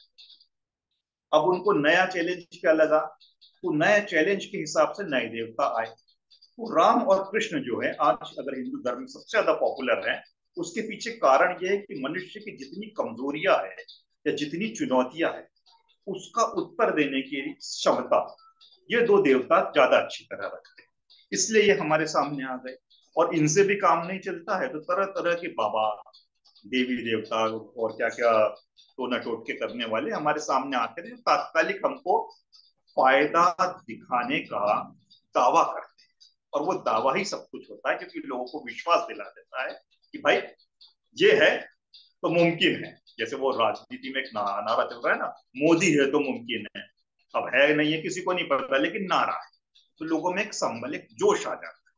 धर्म भी यही करता है कि एक हमको झूठी दिलासा दे देता है और झूठी दिलासा में लोग आगे बढ़ते जाते हैं। तो तमाम धर्म की जो उत्पत्ति हुई है वो डर से ही हुई है। और डर जो है सबसे पहला अंधेरे से या मरने से निकला है। और मरने और अंधेरे का डर का जो रूप होता है वो आत्मा ही होती है। इसलिए हर धर्म में आत्मा आ गई। अब जब आत्मा आ गई तो आत्मा का अच्छा रूप भी हर इंसान को जरूरत पड़ती थी। तो हर धर्म में इसलिए परमात्मा आ गया, ईश्वर आ गया, और बुरा रूप यानी भूत आ गया। तो आपको तमाम धर्म में यही चीज मिलेगी। अब ये जब ईश्वर हो गया, आत्मा हो गई, तो इनको नियंत्रण करने के लिए, इनसे संवाद करने वाला भी कोई व्यक्ति चाहिए। तो हर धर्म में इसलिए पुरोहित आ गए। पुरोहित के पास ये स्पेशलिस्ट होते हैं कि वो ईश्वर से सीधे संवाद कर सकते हैं। आम हिंदू ईश्वर से सीधे बात नहीं कर सकता, आम क्रिश्चियन नहीं कर सकता। वो फादर के माध्यम से, वो अपने पुरोहित के माध्यम से, मौलवी के माध्यम से ही मुस्लिम हो तो संवाद करता है अल्लाह से, ईश्वर से, गॉड से। वो ये तीनों जगह अलग अलग धर्म हो, लेकिन जो स्ट्रक्चर है अमूर्त रूप में, मूर्त रूप में वो एक ही है। बस संस्कृति के हिसाब से उनके नाम बदलते हैं। तो आत्मा इसलिए आपको सारी जगह मिलेगी, जहां धर्म होगा वहां आत्मा होगी। इसीलिए बुद्ध के धर्म को सोशियोलॉजी में अगर सही रूप में पढ़ा जाए तो धर्म कभी नहीं माना जाता। वो कहते हैं कि बुद्ध का धर्म धर्म नहीं है। क्यों नहीं है? क्योंकि ये एक ऐसा पद्धति है, ऐसी सोच है जहां पे ईश्वर का कोई स्थान नहीं है। जबकि तमाम धर्म में ईश्वर जो होता है वो सेंट्रल फिगर होता है। दूसरी चीज होती है आत्मा, यहाँ आत्मा भी नहीं है। और तीसरी चीज होती पुरोहित तबका। मूल रूप से बुद्धिज्म में पुरोहित तबका भी नहीं हुआ करता था, लेकिन धर्म इंसान की कमजोरी होता है। तो कितना भी वैज्ञानिक धर्म क्यों नहीं था, वैज्ञानिक पद्धति क्यों नहीं थी बुद्ध की, जब वो उन लोगों के पास गई जिनके ऊपर हजारों साल के पिछड़े संस्कार के, आत्मा के, ईश्वर के, तो उन्होंने कहा ठीक है हम बुद्ध का धर्म तो स्वीकार कर लेंगे, लेकिन ऐसे ही नहीं करेंगे जैसा बुद्ध हमें दे रहे हैं। तो उन्होंने क्या किया? बुद्ध को स्वीकार किया। और बुद्ध को स्वीकार करते से ही बुद्ध को जैसे उस रूप में अपने धर्म में रख दिया जैसे कि तमाम धर्म में ईश्वर का स्थान होता है। चर्च में जो स्थान जीसस का होगा, इस्लाम में जो स्थान खुदा का होगा, हिंदू धर्म में जो राम कृष्ण ब्रह्मा गौरी गणपति का होगा, वो स्थान उन्होंने बुद्ध को दे दिया। पहली चीज तो बुद्ध की सारी साइंटिफिक फिलॉसफी एक झटके में खत्म हो गई जब उसको ईश्वर का स्थान दिया गया। दूसरी इन्होंने क्या कारस्तानी की कि भाई ठीक है, हम आप ये कह रहे हो ना कि आत्मा वात्मा को नहीं माना जाता है धम्म में, तो हम भी नहीं मानेंगे, बिल्कुल नहीं मानेंगे, लेकिन हम चित्त को तो मानेंगे। तो वहां पे भी आत्मा आ गई नाम बदल के। तीसरा कि भाई बुद्ध ने कहा था कि कोई पुरोहित तबके की जरूरत नहीं है, लेकिन भिक्खु भिक्खुनी तो होते थे, वो क्या काम करते? समाज सेवा, वो प्रचारक और सोशल वर्क करने वाले लोग। तो उसको इन्होंने पंडे पुरोहित में तब्दील कर दिया। आज दुनिया का कोई भी बौद्ध तबका हो, कोई भी परंपरावादी बौद्ध देश हो, समुदाय हो, वहां पे जो भिक्खु और भिक्खुनियां होते हैं वो सिवाय पूजा पाठ के कुछ और नहीं करते हैं, तो वो भी बिल्कुल पुरोहित ही बन गए। तो इसलिए जो धम्म मूल रूप में क्रांतिकारी दर्शन था, वो धीरे धीरे देखते देखते धर्म के रूप में, रिलीजन के रूप में तब्दील तमाम देशों में हो गया है। भारत भी इससे छूटा नहीं है और हम लोग भी इससे छूटे नहीं है। केवल और केवल नवयान में वो क्षमता है कि बुद्ध के जो धम्म, जो वास्तविक धम्म था, उसको अपने मूल रूप में वापस लौटा सके। इसके अलावा किसी भी परंपरावादी देश में चले जाइए, संस्कृति में चले जाइए बौद्धों की, वहां आपको ये आधुनिकता नहीं मिलने वाली। तो ये हमको समझना चाहिए कि धर्म इंसान की कमजोरी से, डर से उत्पन्न हुआ है और डर को कंट्रोल करने के लिए तमाम चीजें हमारे सामने लाई गई और ये धीरे धीरे स्थायी। और तीसरा है कि धर्म अभी तक क्यों कायम है? जब लोगों के मन से डर निकल जाना चाहिए कि साइंस ने इतनी प्रोग्रेस कर ली है, अज्ञान दूर हो जाना चाहिए कि विज्ञान ने बहुत सारी हमको कारण बता दिए कि बारिश कैसे होती है, तूफान कैसे होती, भूकंप कैसा आता है, सूर्य ग्रहण चंद्र ग्रहण, हर चीज का हमको उत्तर पता है। हमको पुराणों में नहीं उसका ढूंढना पड़ेगा कि शेषनाग ने एक फन से उठा के दूसरे फन पर पृथ्वी रखी इसलिए भूकंप आ गया। हिंदू धर्म तो ये कहता था। तमाम बकवास से हमको सही उत्तर मिल गए, फिर भी हम क्यों नहीं उसको मान रहे हैं? तो इसके पीछे एक बहुत बड़ा कारण है कि अगर हमको उत्तर मिल भी गए हैं तो एक तो हमारे संस्कार जो हैं वो हमको मानने नहीं देते सच्चाई को, वही पारंपरिक उत्तर को सही मानते। दूसरी इससे भी बड़ी बात है कि धर्म इतनी बड़ी चीज है, एक बहुत बड़ा बिजनेस है, बहुत बड़ा लोगों का एक स्वार्थ का तरीका बन गया है। धर्म के माध्यम से पूरा बिजनेस, दुनिया की पूरी इकोनॉमी धर्म पे चल रही है। आप किसी मंदिर के पास देख लीजिए, लाखों करोड़ों रुपए का बिजनेस एक एक मंदिर करके देता है। देश को मतलब पुजारियों को फायदा देता है, लेकिन करोड़ों का टर्नओवर होता है एक एक मंदिर का। और दूसरा फायदा धर्म ये करता है, पॉलिटिशियंस की बड़ी मदद करता है, थोक में वो वोट उपलब्ध करा देता है। ठीक है, हिंदू वोट बैंक है, हमारा हो गया, मुस्लिम वोट बैंक है, हमारा हो गया, ईसाई वोट बैंक है, हमारा हो गया। तो जब नेताओं की वो इतनी मदद कर रहा है धर्म, और बिजनेस कम्युनिटी की इतनी मदद कर रहा है, तो बिजनेस और पॉलिटिशियंस ही पूरी दुनिया को चला रहे हैं। बिजनेसमैन और पॉलिटिशियन, कॉर्पोरेट और पॉलिटिशियन, इसके अलावा पूरी दुनिया का नियंत्रण किसी के हाथ में। तो धर्म कैसे खत्म होगा? उनको पूरी की पूरी ऑक्सीजन ही वहां से मिल रही है, तो इसलिए धर्म कभी खत्म नहीं होने वाला। और जो भी क्रांतिकारी व्यक्ति आएगा बुद्ध जैसा, उसको भी धार्मिक लबादे में लोग अपना लपेट के बर्बाद करने में कोई कसर नहीं छोड़ेंगे। बुद्ध के साथ यही हुआ है और यही बाबा साहब के साथ भी हो रहा है। और एक कोई भी व्यक्ति आ जाए, कितना भी आधुनिक आ जाए, उसको लोग लपेट के अपने इसमें ले आएंगे ताकि वो क्रांति ना आए समाज में। भय अज्ञान स्वार्थ, इससे कोई मुक्त नहीं होना चाहिए। अगर मुक्त हो गया तो इनका जो पूरा धंधा चल रहा है वो खत्म हो जाएगा। उसको बचाने के लिए स्वार्थी तबके कभी नहीं चाहते हैं कि लोगों को मुक्ति मिले, इसलिए बार बार हमारे सामने उसी रूप में वो आते जाते हैं। यही कारण है। मतलब मेन कारण डर है। डर, सबसे पहला डर, डर का कारण है अज्ञान। और ये दोनों से अगर मुक्ति पा ली तो तीसरा हमारे साथ सबसे बड़ी परेशानी होती है स्वार्थ। जब सब कुछ पता है गलत है, सब कुछ पता है ऐसा नहीं है, लेकिन इसमें कुछ फायदा छुपा हुआ है, तो हम कैसे छोड़? तो कोई भी पंडित जो होता है पंडित अपने आप में घोर नास्तिक होता है हर धर्म का, क्योंकि उसको पता होता है कि मैं दुनिया को बेवकूफ बना रहा हूँ, ईश्वर ईश्वर कुछ नहीं है। अगर ईश्वर में वो विश्वास रखेगा तो मंदिर में वो किसी महिला पे गलत नजर से नहीं देखेगा, चोरी करने का नहीं सोचेगा। मंदिर के अंदर क्या क्या नहीं कर्मकांड होते हैं, और कौन कौन से धर्म स्थल हैं जो इन कर्मकांडों से बचे नहीं है। कर्मकांड से आते अपराधों से। कश्मीर में अभी कुछ समय पहले एक छोटी सी बच्ची का बलात्कार हुआ था मंदिर के अंदर। वो बकरी चराने वाले समुदाय की मुस्लिम लड़की थी। उसके पिताजी को जैसे ही पता चला कि लड़की मेरी बेटी गायब है, हर जगह ढूंढते फिरे उसके पिताजी और उसके चाचा। उनको रास्ते में एक मंदिर दिखा, सोचा कि मंदिर तो पवित्र जगह है हिंदुओं की, यहाँ मेरी बेटी को हो ही नहीं सकती कि कोई गलत इंसान गलत नजर से मेरी बेटी को मंदिर के अंदर ले जाए। सब जगह ढूंढ डाली, बस उस मंदिर को नहीं झांक के देखा। और उस मंदिर के अंदर ही कुछ दरिंदों ने उस छोटी सी बच्ची के साथ बेहद घृणित गलत कार्य किया।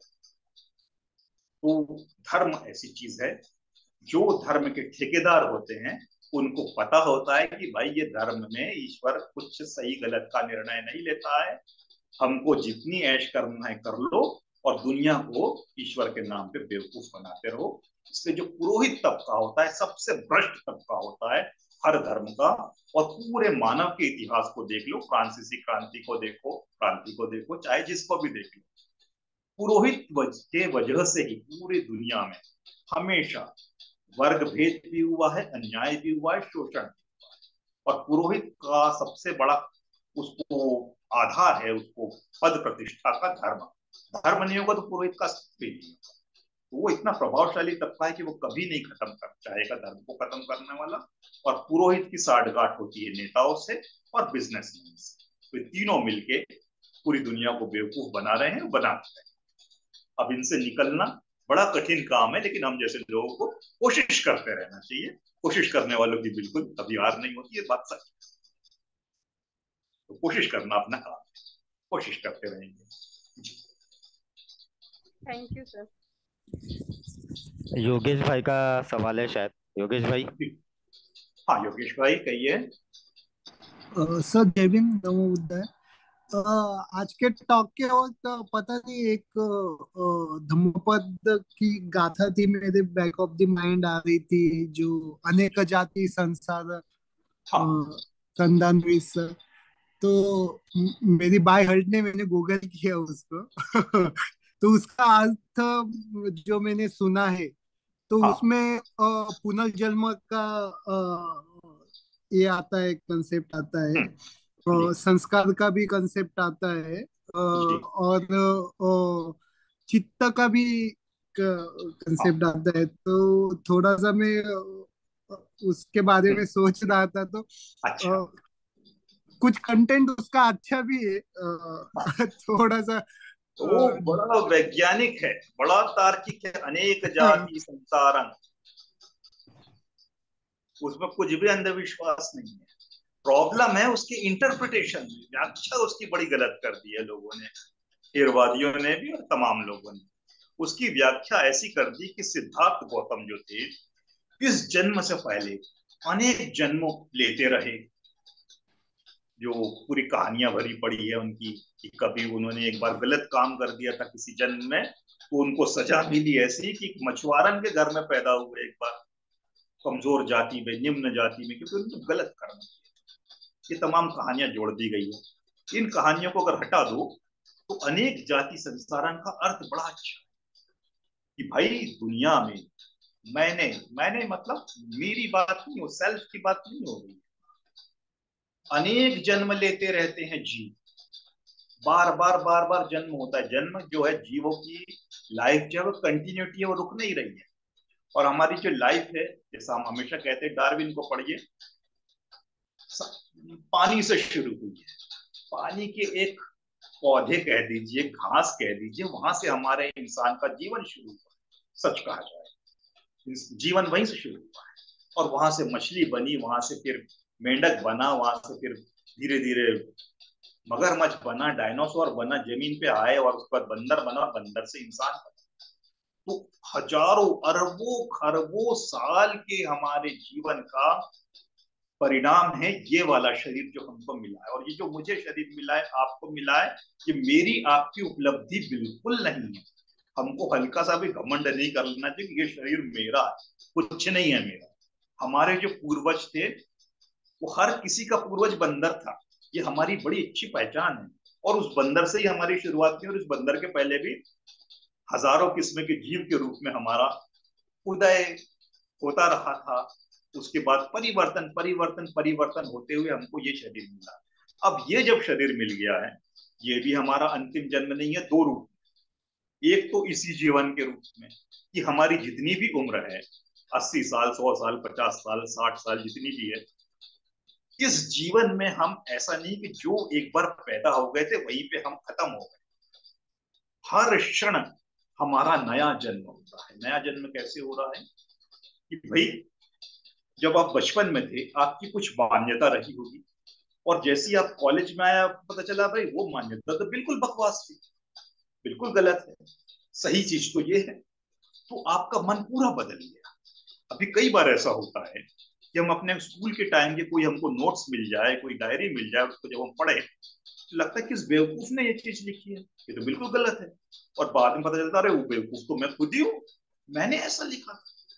कभी कभी ऐसा भी होता है बड़ी, और अरे वाह किस विद्वान ने ये चीज लिखी, भूल गए थे कि हमने लिखी, बात बात अरे वो तो मैं ही हूँ। किसी भी हमारा मन जो होता है बदलते रहता है। तो बार बार हमारा नया जन्म हो रहा है। बाबा साहब ने क्या कहा था दीक्षा भूमि में धर्मांतरण के समय, कि मैं ये मानता हूं आज से मेरा नया जन्म हो रहा है, पुनर्जन्म। बाबा साहब जीते जी पुनर्जन्म की बात कर रहे थे। वो पुनर्जन्म हर इंसान को, जब हम नई विचारधारा को अपनाते हैं, तो उस अनेक विचारधाराओं को भी मैंने देखा। बुद्ध यहाँ पे ये कह रहे हैं इस जीवन में, पुराने इस मनुष्य जीवन के पहले की तो बात छोड़ ही दीजिए, असंख्य जीव जंतु की, जब इंसान के रूप में, सिद्धार्थ के रूप में पैदा हुआ हूं, अनेक विचारधाराओं को सच माना है, अनेक मान्यताओं को सच माना है, उनके साथ जिया हूं, और फिर उनको खत्म होते हुए देखा कि कितनी गलत, और उसके बाद मुझे निर्वाण मिला। बड़ी वैज्ञानिक परिभाषा, इसमें कुछ भी अंधविश्वास नहीं है। लेकिन लोगों ने इसका इंटरप्रिटेशन ऐसा कर दिया, अनेक जाति मतलब इस जन्म से पहले वो पहले मछुआरे के रूप में पैदा हुए थे, कभी ब्राह्मण के रूप में पैदा हुए थे, कभी क्षत्रिय घर में पैदा हुए थे, और उनकी पूरी कहानी कहानी कहानी कर दी गई, कभी बंदर के रूप में, कभी इसके रूप में, कभी उसके रूप में, और हमको वो कहानी बताई जाती है इस वाक्य को समझाने के लिए। ये बड़ा गलत इंटरप्रिटेशन है। इसका नवयानी इंटरप्रिटेशन यही है, अनेक जाति, अनंत काल से हमारा जीवन चलता आ रहा है, जो हमने देखा नहीं, हमको नहीं पता, लेकिन कंटिन्यूटी में। और जो हमको ये इंसानी शरीर मिला है आज, इसमें भी हजारों किस्म की मान्यताएं हमारे सामने आती गई, और जब हम नॉलेज हमारा बढ़ता गया, हम उसको खंडित करते गए, तोड़ते गए, हटाते गए, और उसके बाद जो हमको फाइनल ट्रुथ मिलता है वो हमारे लिए निर्वाण है, वो बुद्ध के लिए निर्वाण है, अगर वो सही मिल पाता है। नहीं तो बार बार बार बार हम लोग फंसते रहेंगे उसी फेर में। एक गलत धारणा छोड़ी, दूसरी गलत धारणा पकड़ ली, तीसरी पकड़ ली, तो हम आजाद थोड़ी हुए। जब उन सारी मान्यताओं को हम खंडित कर देंगे, बिलीफ सिस्टम को तोड़ देंगे, तो हम बुद्ध हो पाएंगे। ये है उसका वास्तविक अर्थ। इसको इस रूप में समझना चाहिए। परंपरावादियों ने पूरा बर्बाद कर डाला इस अर्थ को। जी योगेश भाई। Thank you sir. थोड़ा सा मैं उस एंगल से भी देख रहा था, लेकिन फिर भी आपने बहुत अच्छी तरीके से उसको इलेबोरेट किया। हम लिखेंगे इसके ऊपर। वो बुद्ध वही कहते हैं ना कि संस्कार बनते जा रहे हैं। संस्कार का मतलब क्या है कि हमने गलत चीज को पकड़ के बैठ गए। अब उस संस्कार का खंडन करते जा रहे थे बुद्ध, कि हमारे अवचेतन में जो जो मान्यता, जो जो बिलीफ है, उसको जब तक हम जड़ से नहीं खत्म कर देंगे। अभी क्या होता है कि हम ऊपरी तौर पर खारिज करते हैं उसको, अंदर वो छुपी होती है। एक उदाहरण दूंगा। राहुल सांकृत्यायन जो थे, घोर वैज्ञानिक व्यक्ति थे, मार्क्सवादी थे, कुछ समय के लिए भिक्षु भी बने थे। वो ईश्वर में विश्वास नहीं करते थे, अंधविश्वास, आत्मा में विश्वास नहीं करते थे, पुनर्जन्म में विश्वास नहीं करते थे, पूरी तरह से पाखंड के खिलाफ। ये उनके जीवन का एक पहलू है। लेकिन अंतिम समय पे क्या हुआ कि वो व्यक्ति इतने ज्यादा धर्म भीरू हो गए कि वो घोर ईश्वरवादी हो गए और अपनी पत्नी को वो बहन बोलने लगे, क्योंकि वो चरम अवस्था पे चले गए थे अंधविश्वास की। वो अपने आप को, जो ये रामकृष्ण परमहंस था ना, उस सेक्ट से उन्होंने कहीं अपने आप को जोड़ लिया। सारी जिंदगी जो आदमी ईश्वर, आत्मा, पाखंड की धज्जियां उड़ाता रहा, अंतिम समय पे वो आदमी इस हद तक ईश्वरवादी हो गया था कि बिना ईश्वर के कुछ काम ही नहीं चलता था उसका। ये क्यों हुआ? क्योंकि संस्कार जो थे ना उनके, वो ऊपरी कॉन्शियस माइंड पूरी तरह से इनसे लड़ रहा था, लेकिन जो सब कॉन्शियस माइंड था उसमें तो ये सारी इंफॉर्मेशन स्टोर रही ना, तो वो सब कॉन्शियस हावी हो गया अंतिम समय, तो वो व्यक्ति अंधविश्वासी हो गया। तो बुद्ध यही कहते हैं कि भाई जो मैं तृष्णा जो है, मनोविकार जितने भी तृष्णा, लोभ, मोह, इन सबको समझ चुका हूं, इसलिए इनका खंडन कर चुका हूं।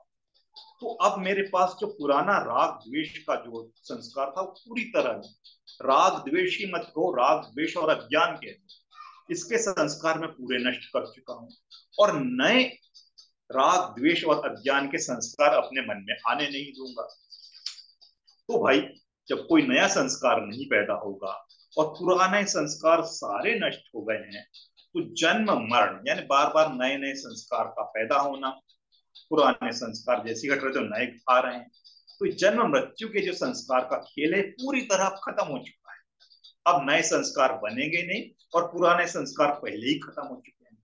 तो माइंड जो है बिल्कुल क्रिस्टल क्लियर है, बिल्कुल फ्री है, बिल्कुल पारदर्शी है। यही निर्वाण है, इसको बुद्ध कह रहे हैं। इसमें सबको ये समझना चाहिए। जी योगेश, दुखमय चक्र से पूरी तरह से मुक्ति, जन्म मृत्यु से, जन्म मृत्यु से आगे वही बार बार संस्कारों का जन्मना खत्म हो। तो हमने भाई पुराने को भी खत्म कर दिया और नए को पैदा नहीं होने दे रहे। बिल्कुल साइंटिफिक माइंड हो चुका है, बिल्कुल open mind, free mind, rational mind, और बड़ा शुद्ध माइंड, कोई भी गंदगी नहीं बची, कोई विकार नहीं बची। वही है बुद्ध। थ्योरी में हम लोग उसको बड़ी अच्छी तरह समझ सकते हैं, प्रैक्टिकली हम लोग के लिए बड़ा मुश्किल है। हमारे मन में हजारों विकार होंगे, हजारों मान्यताएं होगी, कहीं पे हम कॉन्शियस लेवल पे लड़ पाते हैं, कई जगह हमको नहीं पता, हमको लगता है कि हम जीत चुके, हो सकता है हमारे दिमाग में बैठ के हम नहीं जानते। अगर वो पूरी तरह साफ हो जाएगा तो हम वाकई, आप, हम सब बुद्ध बन सकते हैं। जब तक वो कहीं ना कहीं बचा है तो हम बुद्ध बनने से रुके हुए। जी योगेश भाई, थैंक यू सर। थोड़ा वक्त कम है बट एक एक्सपीरियंस शेयर करना चाहूंगा। रिसेंटली एक संडे को मैं रैंडमली एक फ्रेंड के यहाँ गया था, तो उनके मामा जी से मिला था। ओल्ड एज थे, 65 ईयर एज। तो उनको भी अच्छा लगा मुझसे मिलके, तो वो क्वेश्चनिंग कर रहे थे कि आप न्यू बुद्धिस्ट हो, they are Theravadi practitioner, traditional practitioner. तो मैं बोला मैं सिर्फ बुद्धिस्ट हूँ। तो ऐसा कुछ रहता नहीं, new Buddhist, old Buddhist, traditional Buddhist, Buddhist Buddhist रहता है। तो उन्होंने कहा कि आपने च्यूअर लिया था क्या, मतलब श्रमण हुए थे क्या? तो मैं बोला नहीं, मैंने च्यूअर नहीं लिया, मैं श्रमण नहीं हुआ। तो फिर आप बुद्धिस्ट कैसे? तो मैं बोला कि बुद्धिस्ट तो बहुत कॉम्प्लिकेटेड क्वेश्चन था, क्योंकि मैं 100% प्रैक्टिशनर नहीं हूँ। फिर भी मैंने कहा कि जब मैं त्रिशरण को रिफ्यूज करता, मतलब तीनों को शरण जाता हूँ और प्रयास करता हूँ पंचशील का और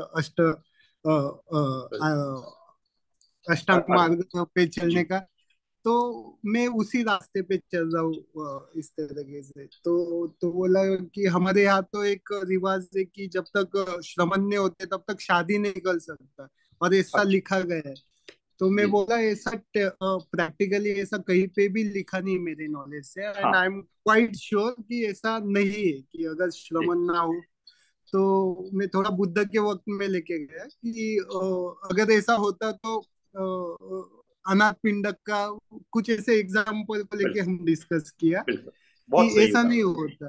जी जी, तो वो फिर भी डाउटफुल में थे, तो मैंने फिर उनसे कहा कि एक कहीं तो लिखा भी होगा, मे बी जो ट्रेडिशनल लिटरेचर होगा उसमें लिखा भी होगा, लेकिन ये जो प्रैक्टिस चालू हुआ श्रमण होने का मैंडेटरी करने के लिए, तो इसलिए हुआ होगा जो मॉन्क का लिवलीहुड रहता है, लाइफस्टाइल होता है, और वो टीचिंग कैसा लाइफ देता है वो अंडरस्टैंड करने के बिल्कुल। लिए हम कुछ दिनों के लिए वो चिवर में रहेंगे, और बिल्कुल। वो लाइफस्टाइल समझने के लिए और बुद्ध की जो कोर टीचिंग को अंडरस्टैंडिंग करने के लिए वो प्रैक्टिस, श्रमण बनने का प्रैक्टिस चालू हुआ होगा। जी। और क्या बोलते हैं, हम अच्छी तरीके से समझ पाए, जी। तो टाइम बिंगली क्या हुआ होगा कि मैरिज से बिफोर, मतलब युवा अवस्था में अगर हम श्रमण बने तो हम और अच्छी तरीके से धम्म को समझे, और मैरिड लाइफ के बाद हम उसको कल्टीवेट कर पाए और प्रैक्टिस कर पाए। जी। तो टाइम भी आगे जाके इसको एक कस्टम बना दिया गया कि, जी। बट मेरे हिसाब से वो कस्टम मैंडेटरी नहीं। तो एक अच्छा लगा कि लास्ट में वो थोड़ा कन्विंस हुए मुझे कि चलो ये यू बड़ी आर अच्छी श्योर बात है। कि हाँ, ये एक बड़ी अच्छी ये तरह मैंडेट। समझाया उन्होंने। थाईलैंड में भी यही होता है कि अधिकांश लगभग 100% लड़के फैमिली से श्रामणेर बनते ही हैं कुछ समय के लिए, और उसके पीछे ये प्योरली ट्रेडिशन है। और इसके पीछे सोच वही है जो आप कह रहे हैं कि वो बुद्धिज्म को बड़ी अच्छी तरह समझ पाए, प्रैक्टिस हाँ, कर पाए। यही कारण था। जैसे ये बुद्ध ने कभी इसको ऐसा अनिवार्य नहीं बनाया, और आपने बड़ा अच्छा अनाथ पिंडक का उदाहरण देके बड़ी अच्छी तरह उनके भी डाउट क्लियर कर दिए। बहुत अच्छा उदाहरण दिया। ये बड़ी अच्छी बात लगी। जी। बस मुझे लास्ट में अच्छा लगा, वो थोड़ा सा कन्विंस हुए, एटलीस्ट हाँ, हंड्रेड ये परसेंट आपने बड़ी नहीं अच्छी तरह किया ना उनको कन्विंस। ये अच्छी बात है। बहुत अच्छी वो बात थोड़ा कन्विंस हुए। एक्चुअली है। एज गैप भी ज्यादा होने की वजह से ज्यादा उन पे ऐसा नहीं, हम नहीं ये गलत है ऐसा नहीं, कि हाँ है वो प्रैक्टिस में चल रहा है, लेकिन ये भी एक साइड है उसकी, और लिखा होगा लेकिन मेरे पढ़ने में कहीं तो आए। ये जो बाद के लिटरेचर इन्होंने अपने अपने क्षेत्र में लोगों ने बनाए, तो वहां पे एक ये नियम बना दिया होगा। और अच्छा है, नियम में कोई बुराई नहीं है, नहीं बशर्ते कि बुराई ईमानदारी नहीं से उसका पालन हो। अब वो जब उनको। फॉर्मेलिटी बन जाता है कि भाई नाम के लिए बनना है, तो फिर सारी गड़बड़ हो जाएगी। फिर उस चीवर पहनने का मतलब ही क्या रह गया? एक हफ्ते के लिए पहन रहे हो, 10 दिन के लिए पहन रहे हो, महीने भर के लिए पहन रहे हो, लेकिन उसको सिर्फ फॉर्मेलिटी के लिए पहन रहे हो कि भाई ऐसा करना पड़ता है इसलिए मैं कर रहा हूँ। तो पूरा उसका उद्देश्य जो है, सिद्धांत जो है, वो खत्म नहीं होना चाहिए। नियम हावी हो गए, सिद्धांत पीछे चले गए, ऐसा अक्सर होता है। तो वो तो एक है ही परेशानी। जी। लेकिन बहुत अच्छा रहा कि आपने बड़ी अच्छी तरह उनको समझाने की कोशिश की, और सफल भी हुए। डायलॉग्स होते रहना चाहिए इस तरह से। बहुत अच्छा। जी। किसी का सवाल ना हो तो हम जी। सर जयदीप आपने भाई। बोला था। हाँ, सवाल तो नहीं है, बस आपने जो बोला था कि यानी आ, इंसान जो है यानी इंसानी आत्माओं के बारे में सोचता है, लेकिन जो जानवर जो होता है नहीं क्या, तो हाँ। जानवरों की आत्माओं के बारे में बिल्कुल नहीं सोचता। लेकिन हाँ, ये प्रैक्टिकली अगर वास्तविक रूप से देखा जाए तो न जाने कितनी तकलीफ वो जानवरों को पहुंचाता होगा। बिल्कुल। और लेकिन फिल्मों में उसका बड़ा अच्छी तरीके से वो जानवरों के साथ में अच्छा सलूक दिखाता है, यहाँ तक कि उनकी आत्माएं भी दिखाता है वो। वो बड़ी कम फिल्मों में जानवरों की आत्माएं आती है, अगर आती भी है तो। और हाँ, हमारे अपने किस्सों में तो जानवर हाँ, की आत्मा का कभी वर्णन नहीं होता है। उसका हाँ, कारण ये है कि इंसान को रोज मुर्गी मार के खाना है, रोज बकरा खाना है।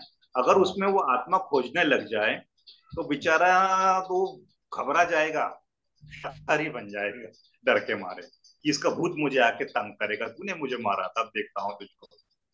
तो इसलिए उन्होंने प्रैक्टिकल बड़े, ये लोग बड़े बड़े व्यवहारिक हैं कि जहां उनको खतरा है तो वहां से वो कॉन्सेप्ट ही हटा दिया, और जहां उनको कोई खतरा नहीं है और फायदा है, तो वहां वो कॉन्सेप्ट जोड़ दिया। तो वो फिल्मों में बेहद कम फिल्म ऐसी आपको देखने मिली होगी, और कोई मिली भी होगी तो उसमें एक अलग शैली में दिखाया होगा। हाँ, ऐसा वो कभी नहीं दिखा सकते कि मुर्गी काटी और वो भूत बन गई। वो ऐसी बनना चाहिए फिल्म में, मजा आएगा। उसके बाद लोगों का पूरा डर, जब हद से ज्यादा डर जाए ना इंसान, तो डर से वो मुक्ति पा लेता है। तो सारे जानवरों के भूत बनाने किससे खूब अगर सामने आ जाए तो बड़ा मजा आएगा, फिर इंसान इंसान के भूत से भी डरना छोड़ेगा। हाँ, वो हाल ही में एक मूवी आई थी ना सर, वो साउथ की मक्खी मूवी आई थी, किच्चा सुदीप की। अच्छा। इसमें जी। वो हम्म, पुनर्जन्म लेता है वो, है ना, और बदला लेता है मक्खी हाँ। बनकर। ओके। हाँ, अच्छा। लेकिन हाँ, तो सर वो मुझे। इंसान मंकी बना, ये हुआ हाँ। ना।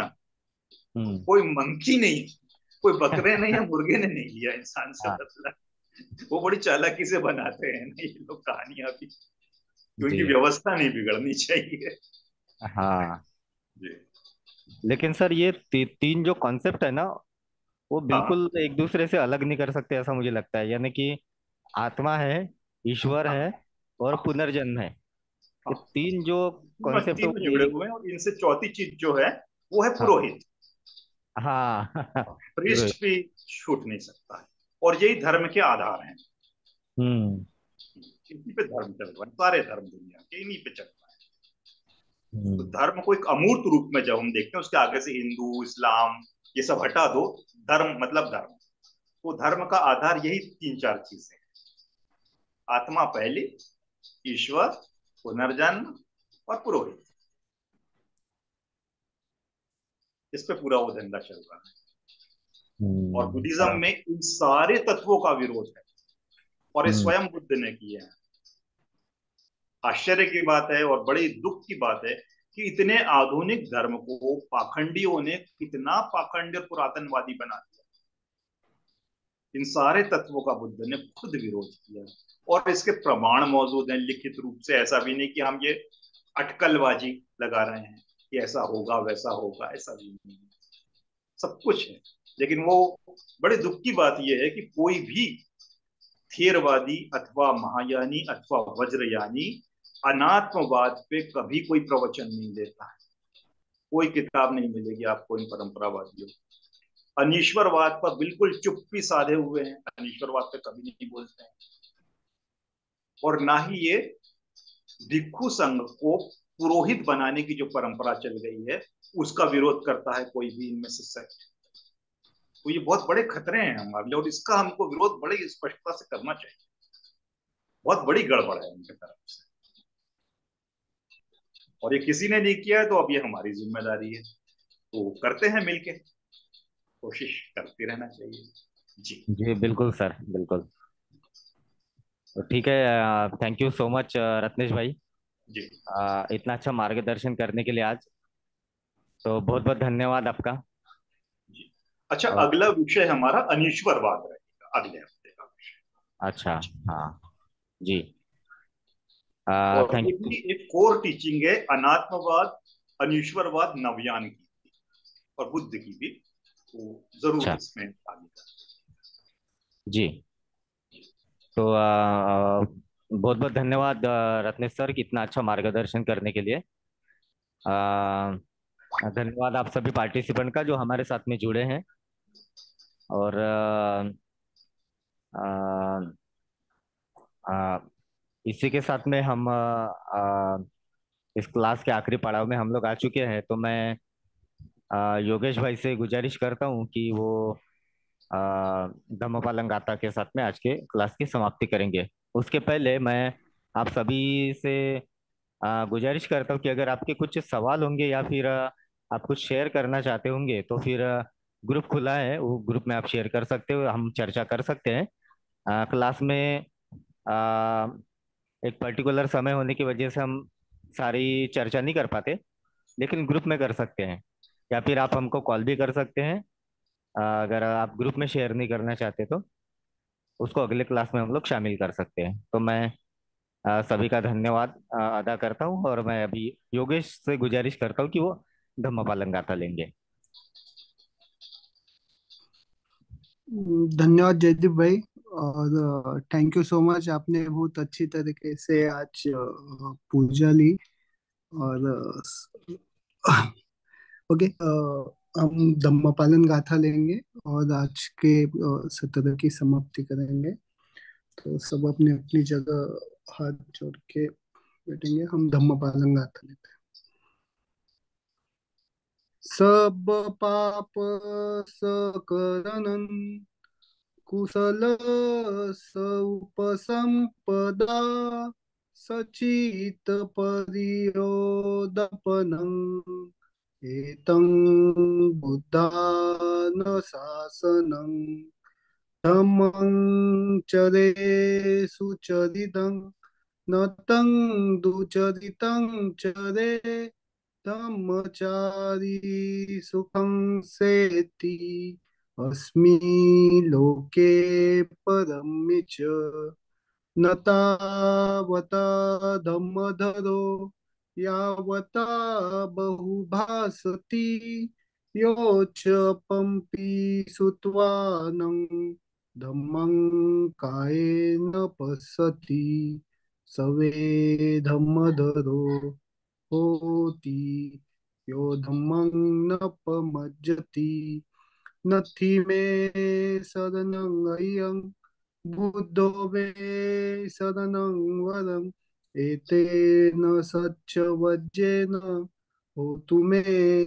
जय मङ्गलम् नथि मे शरणं अयं धम्मो मे शरणं वरम् एतेन सच्च वज्रेन होतु मे जय मङ्गलम् नथि मे शरणं अयं संगो मे शरणं वरन् एतेन सच्च वज्रेन होतु मे जय मङ्गलम् नमो बुद्धाय नमो धम्माय नमो संघाय साधु साधु साधु। धन्यवाद। जी, thank you so much Yogesh भाई। और एक और बात हम लोग बताना चाहते थे कि अ, हम लोग ऑनलाइन तो काफ़ी मिलते हैं, लेकिन ऑफलाइन मिलने के बारे में भी हम लोग सोच रहे थे। तो अ, हम जल्द ही जो है ऑफलाइन एक प्लान करने वाले हैं, जस्ट एज अ टीम के तौर पर मिलने के लिए। तो जो भी हमारे साथ में उस मीटिंग में, या फिर जो भी प्लान रहेगा उसमें, अगर आप शामिल होना चाहते हैं तो फिर आप हमसे कांटेक्ट कर सकते हैं। Thank you.